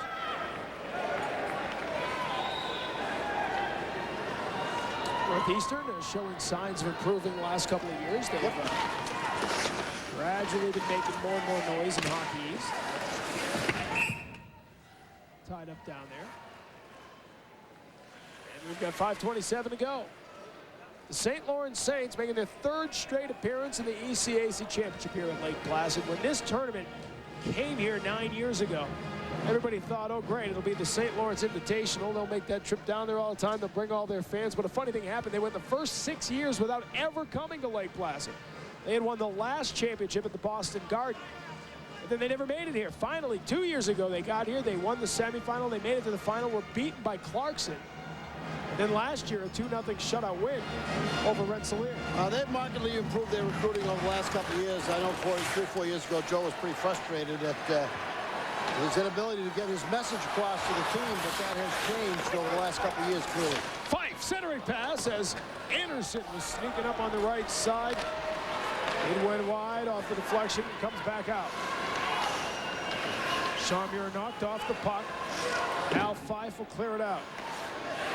At center, McMeekin sends it into the right side, actually on net. Simonton stopped it, Leroy has it. Leroy to Gallard, near side, Gallard over center, into the shift, he dumps it and comes off. Short shifts. Absolutely. Get out there, get it deep, get off the ice. It's Paley Hickey.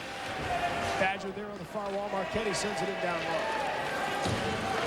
4.5, just over 4.5 to go as Pierce pulls up behind his own net. Now through center ice, Wykowski sends it by. Francis streaking into the right side. Nice play by Simonton as he comes to the left. Icing waved off. Bell has to give chase.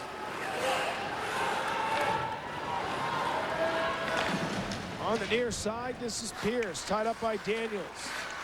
Peverly after the puck. All the way across, far side. This is Mike Muir.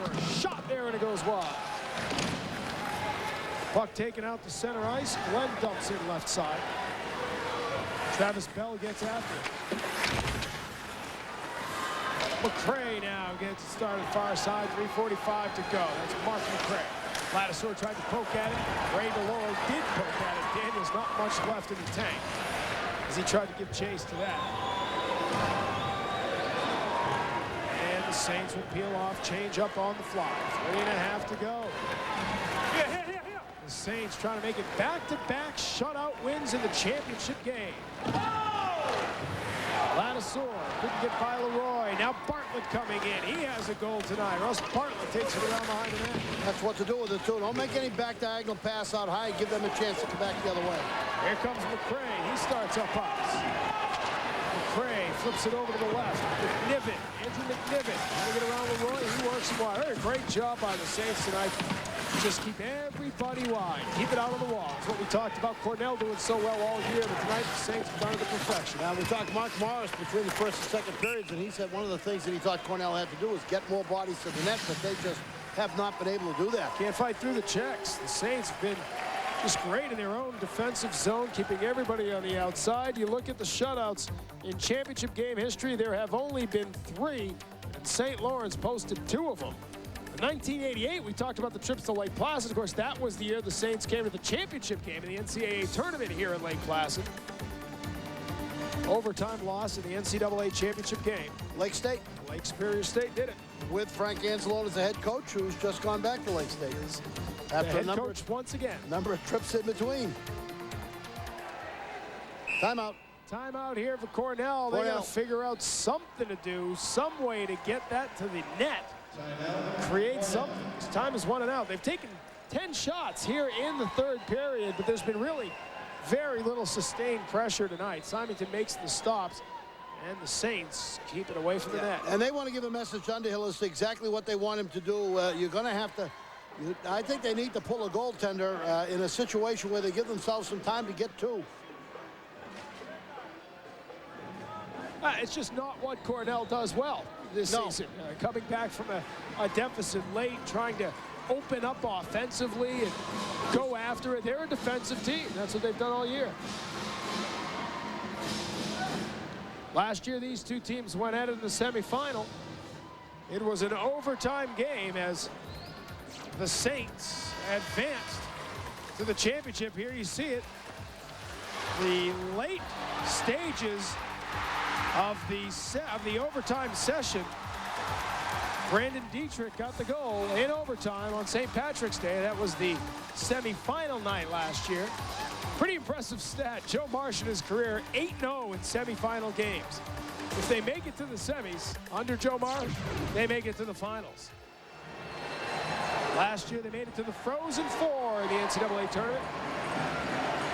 It'll be a long road to hoe to get there, but you got to win this one to start that road. Well, that was a great game they played against BC in the NCAA. Absolutely. That was a Jeff Farkas show late in the game where Farkas made some huge plays. Win the game. Here we go. Left wing circle to the right of Jeremy Symington. No goalie. I think that's a good move. I like the move. 6 skaters out there. No goaltender for Cornell. They trail it by 2. Mark McCray gloved it down. He played it in front to the left. Al Fife trying to bring it out. He's got it over center, and he scores into the empty net. I think they had to take the chance. I think they had to take the chance. They were 2 goals down, and they don't score goals easily. And, you know, there's going to be some second guessing of Coach Schaefer for that, but that's a great move. They just couldn't. They've been establishing control of the puck in the zone all night long. Couldn't get it done that time, but that's the way it goes. I don't think they were going to win this thing even up. And so the Saints faithful come to life here at the Olympic Center. They sense it now. 2:36 to go. A 3-0 lead as the Saints look to finish off a shutout weekend. Yeah, they do a nice job right there on the sideboards. Get control of the puck. Fight, make sure he gets over the red line, and just centers that thing. Boy, he splits the wicket there. Can't make it any better than that one. And no sense putting the goalie back in. Well, they are going to put the goalie back in. I don't see why. 2:36 left to go. Might as well leave him out again. I mean, if you bring him out 2-0 with 2:40 to go, let him stay out. What difference does it make? What's 4-0? Leave him out of there. 16th of the year for Al Fife. Unassisted goal into the empty net. Haley gloves it down, and Mark McCray dumps in. Now he comes out of the net. He had him out of there just for the center ice face-off, and that's a good move. Mark McCray will give chase. Just over 2 minutes to go. They need 3. They haven't scored one yet. McNiven for Wykowski. Wykowski centers it out in front. Nice move there. McNiven turns and fires through a crowd. Save made. Where's the rebound? It's on the left side. Wide on the shot there from Matt McCray. McCray missed an open net. He had the wide open net, and he put it over the crossbar. Puck bounces out to neutral ice. Best shot and best chance of the night. Cornell there, the empty net as they had Symington down. One of the only times this weekend you've been able to say that about it. Over to the near side. Fessie's got to hustle in. Fires one wide. Rebound all the way around. Carruthers looking for it. He had 2 last night. Tried to play it in on the far side. Hit off the official. Would have been icing. Brought back up by Francis. Finds room. He snaps one off. Save made there. The rebound goes high and long. Shot comes through with a tough angle. Now Cornell pressuring. Bobby trying to get to it. He gets hit. It's covered up. The whistle there. So Cornell, that's what they wanted to do when they first pulled the goalie. Yeah, they just couldn't get it done. A lot of sore there right in front of the net. They just got to be getting very frustrated because they've had so many chances as this third period has gone on. They've had a number of good chances, and every time over the course of the game they've had one. Simonton, 1 save, 2 saves. Well, I'll tell you, he played a great hockey game tonight and has had a great tournament. He's just stopped everything that's come his way. Spinorama shot from the outside, and he's right there out at the top of the goal crease. Right here, McRae over the crossbar, had a wide open side. Right shot with a lot of net to shoot at and couldn't get it in. 28 saves for Jeremy Symington. Yeah. That's no brainer. St. Lawrence time out here. Yeah, no brainer MVP. Yeah.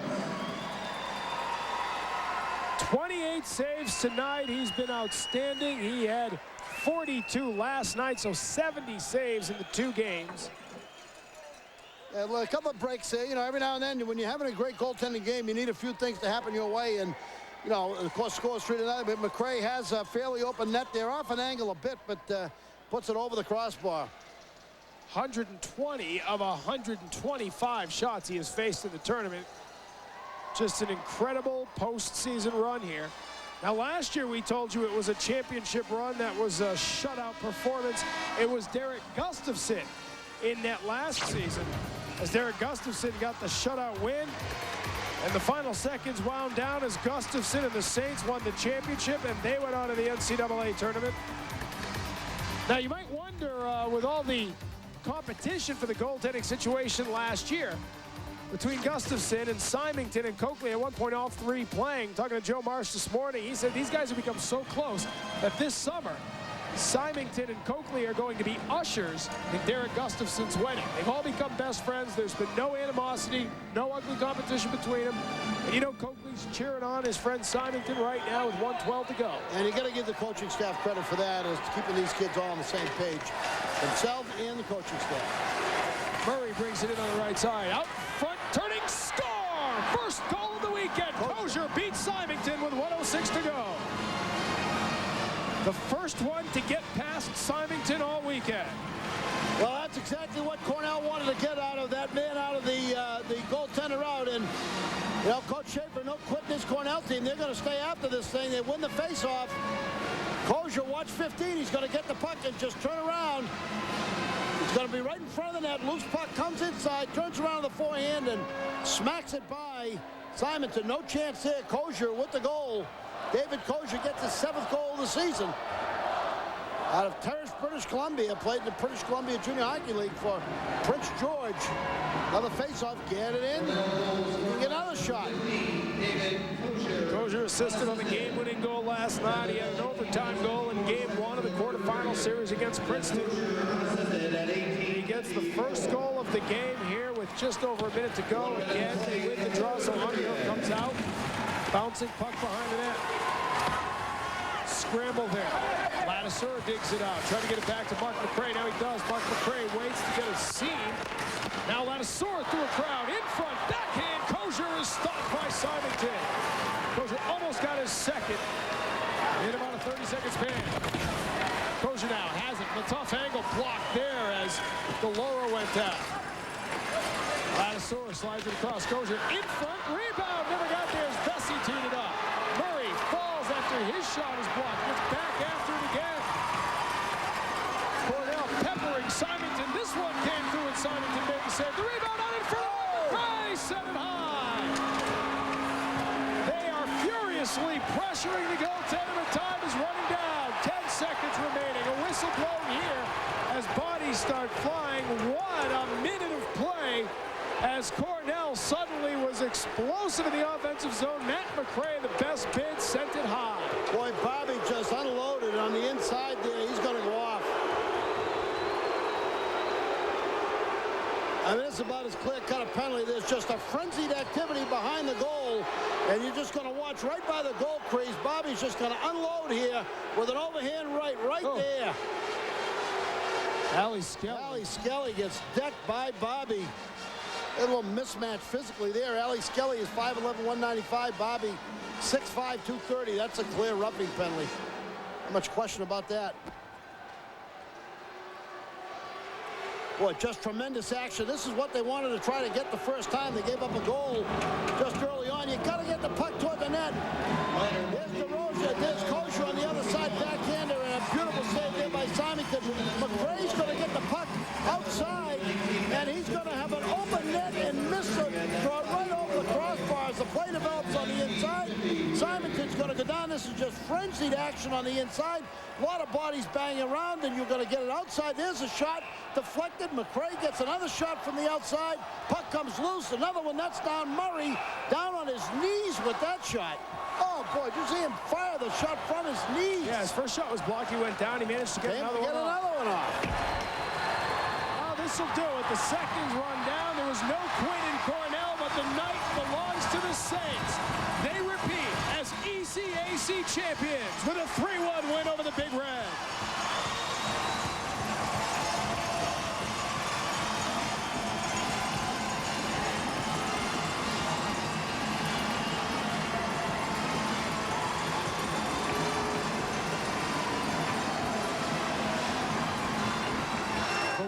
Trophy will spend another year in Canton.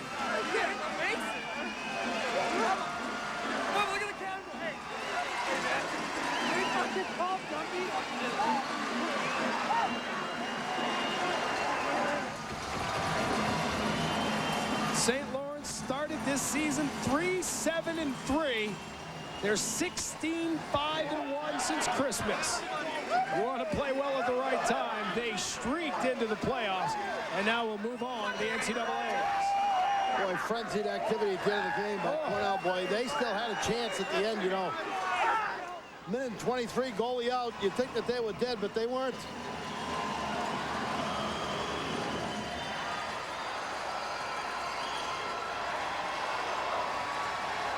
St. Lawrence had to beat a couple of teams that'll be teams to reckon with next year. Dartmouth is going to be very strong. Cornell is going to be very strong next season. Joe Marsh knows his team was tested by the mettle of the ECAC. And they passed the test. You think Russell Bartlett's not a happy camper now? Where would he rather be? Sat out a year? Sat out a year ago. BU's not going to the NCAAs. Had to miss a year of hockey, and now he heads on. Now, BU's dead and buried, and St. Lawrence is going to the NCAAs. Got to like that if you're Russell Bartlett. You got to like the 4 overtime win last year over BU, even if you didn't play. And you got to like it this year. I think it's great for the kid. Bartlett scored the goal back in the first period. That wasn't quite enough for Symington. They needed the second one, but Symington has just been incredible this weekend. 31 of 32 shots he saves tonight. He stopped all 42 last night. What a weekend for the St. Lawrence goaltender. Lining up for the handshake here at the end. You look at Jeremy Symington. Pretty much a rotation with Sean Coakley through the first part of the season. He's got to go with a hot hand, and no one's been hotter than Symington over the past 4 games.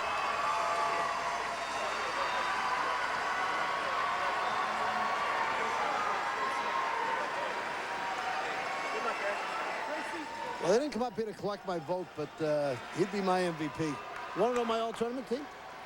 Not right now. Okay. I'd much rather hear from Jeremy Symington, who's standing by with Greg Madden. All right, Tom, thank you very much. Jeremy, a very exciting moment for you guys. Came right down to the bitter end. Well, we knew Cornell was going to give us a fight. I mean, that's just the type of team they are. You know, they don't give up, and they're a great team, and they gave us all that we could handle. You've had a pretty good run in this building yourself. You backbone this team, defending champions here now.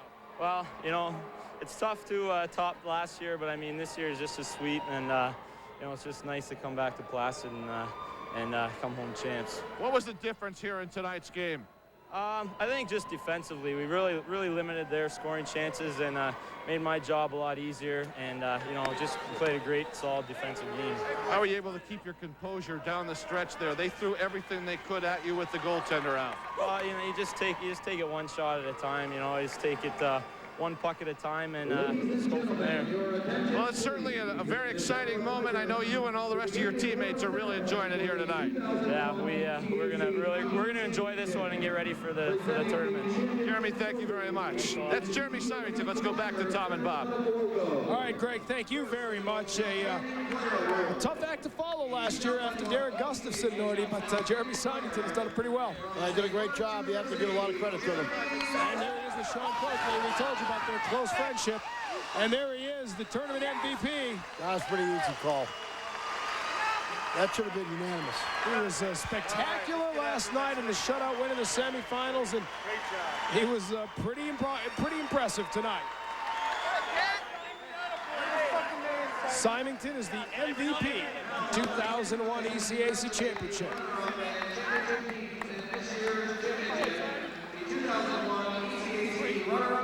Great job from Cornell. Joe Marsh couldn't be happy.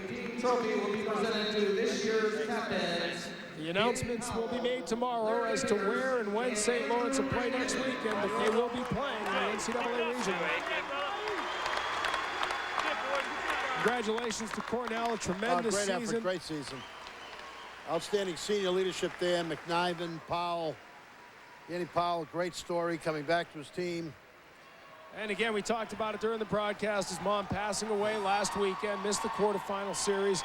His father had passed away when he was a sophomore, the captain of the Big Red, taken back into the Big Red family. And Mike Schaefer helping out the senior, bringing him back to the team. Larry Pierce moving up, playing forward, giving up a defense spot, playing forward in the tournament.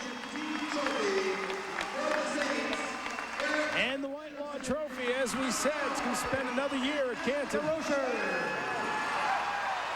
Three seniors come out to take it. Three men named to the first team all-conference lineup.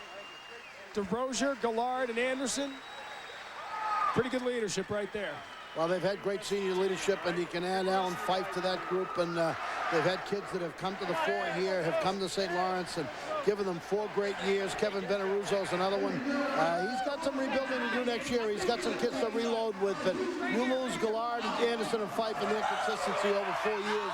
And Kevin Benaruzo and the kind of leadership that he's provided along with DeRozier and his offensive skills, that's a lot to lose. And then you add Symington into the bunch. A picture-perfect season for the Saints. 3rd straight year in the championship game. 2nd straight year they take the Whitelaw Trophy as they win the 40th ECAC Championship. And they have an ability to reload, too. Yes, they do. We'll take a timeout and come back with more post-game celebration as the Saints make it back-to-back championships as they rock the Olympic Center with a 3-1 win over the Big Red.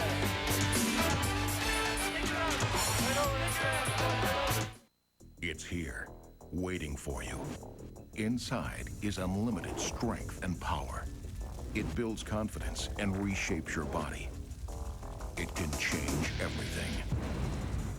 This is Bowflex, an entire gym in one easy-to-use machine. So powerful, it delivers over 60 health club quality exercises with up to 410 pounds of resistance, all in the convenience of your own home. Strength training with Bowflex is so effective that we guarantee you'll get the results you want in 6 weeks or less. And you can own one with no money down and payments as low as $33 per month. Bowflex is real. The results are real. The question is, are you ready for Bowflex? For a free video and brochure, call or go online at bowflexdirect.com. Do the research, listen to real customers, then place your order online and get started. Bowflex. Who said change isn't easy? Some play steel and sacrifice distance. Some play graphite and sacrifice accuracy. We say sacrifice nothing. Introducing Tightlize GT irons, the only irons with a multi-material shaft of steel and graphite. The only irons ranked #1 for both distance and accuracy. Experience steel and graphite in one shaft and feel what it's like to sacrifice nothing. New Tightlize GT irons with multi-material shaft technology. What are you doing? I'm trying to get the batter to hit a foul ball to me. How are you going to do that? By sending him silent mind signals.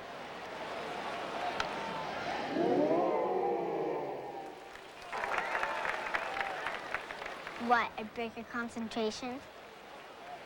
Cut it out, Jamie. Mom! For tickets, call 617-482-4SOX or log on to redsox.com. We're back at the championship celebration down here at center ice, and I'm with the winning coach, the defending coach, Joe Marsh. Your St. Lawrence club has done it again for the second year in a row. It's a tremendous feeling. I'll tell you, it never gets old. We had to do it the hard way this year. Had a rough start there, and guys just kept battling. A lot of experience in the room, and tremendous amount of character and heart. We had guys that were hurt. There we go. That looks pretty nice. Guys that were hurt, and they just dug down deep. And Cornell's a tremendous team. Very tough physically, very gritty, well coached. It's a tremendous series, and I'm so proud of our guys. We did a great job defensively, and everybody really, everybody contributed. Joe, you and your assistant coach, Jay Heinbuch, talked about grit. You just talked about it a few minutes ago. Your team really showed some grit right to the end because this game came right down to the end. I love this team. The last 2 years, we were dead last in the league in penalties. I think the big part of their grit has been their discipline and their mental toughness, and I'm just so proud of them. We've had tremendous leadership, and this senior class here, we barely made the playoffs when they were freshmen. We came in 10th place, and now they have two of these. It's unbelievable feeling. These guys can't shoot very well, though. They missed my head. Hang on here. You're going to fall back. If it's green, it could be St. Patrick's Day. This is it's a good day for a Saint, I guess. Certainly is. We really appreciate your time. Thank you very much, Greg. All right, congratulations. Good luck next weekend. All right, that's the winning coach, Joe Marsh, with a little bit of Gatorade. I've got mine as well. Let's send up to the guys who know a little bit of Blarney themselves. Let's get back to Tom and Bob upstairs. Yeah, they'll be doing a jig out in Canton. Greg, thanks very much. As the Saints go back to the NCAAs, they repeat as ECAC champions. And Bob, we talked about it over the course of the season. Joe Marsh really set this team up for this day. Early in the season, tough road to hoe. They went out to North Dakota. They went to Maine. They went to Michigan. They played very tough teams. They won only 3 of their first 13 games, but they hit their stride on the back end of the schedule, and they're playing great hockey right now. Yeah, they had a little setback last weekend of the season. They lost to Dartmouth and Vermont, back-to-back games, but then they played well against Union, and they sort of righted the ship, used the loss to learn something from. You know, this was not a pretty win tonight. You know, in terms of if you're a hockey stylist, this was not an up-and-down kind of game. This was, I didn't think they could win a rope-a-dope game against Cornell. Cornell was able to take them out of their flow game, but they got opportunistic goals. In Simonton, they had the hot goaltender. They won a rope-a-dope game. I didn't think it was the kind of game they were going to be real successful in, but good teams can play no matter what style. Cornell, a lot of courage on that team. No quitting them. Those kids kept after it all night long. A lot of people we want to thank at the end of a long men's season. Is another great run through the ECAC. Of course, Phil Botafogo, the ECAC commissioner, Steve Hagwell, the assistant commissioner. I want to thank Bob Bortz and Glenn Koch down in the truck. Somehow they make us look good every week, and that's no easy task. I want to thank the folks at CSB Productions, the truck. Also got to thank Mama LeBrake's chocolate cake, the best chocolate cake I ever had here in the North Country before the game. I stayed away from it. You did? He's done very well with that stuff. Elodie's doing great. Don't worry about it. Also, again, a hello to John Norton and a speedy recovery to John Norton. 39 years, no relative, but a good friend. 39 years dedicated to the ECAC, coming up here every year, and he's recovering in his home. And we want to wish him the best, and hope he recovers in Concord and gets back to it pretty soon. Partner, I want to thank you as well. Thank you, my buddy. Yep. NCAA is up next for St. Lawrence as Joe Marsh takes them back another championship game. This night belongs to the Saints. Irish eyes are smiling, but the Saints are smiling as well on St. Patrick's Day as St. Lawrence wins the championship for the second straight year. The 40th ECAC championship goes to St. Lawrence, a 3-1 win over Cornell. For Bob Norton and our entire crew, I'm Tom Karen saying good night from the Olympic Center in Lake Placid.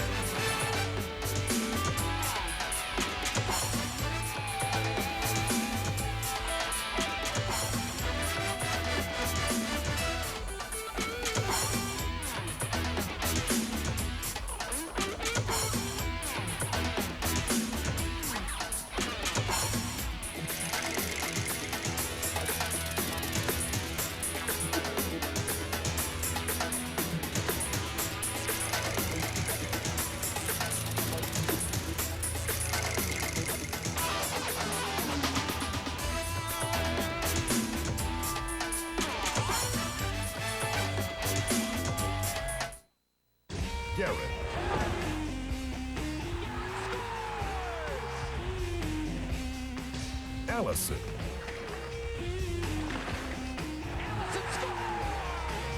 Samsonov.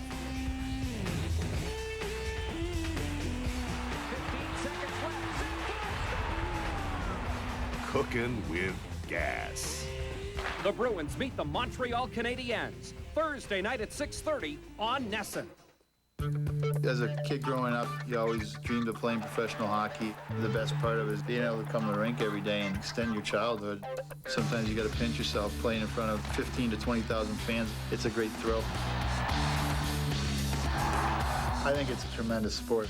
The puck moves fast, the players move extremely fast, and that's part of the excitement of the game. To me, I hope the fans really appreciate that I love playing this game. I like to go out and play as hard as I can every night, and I have a great time doing it.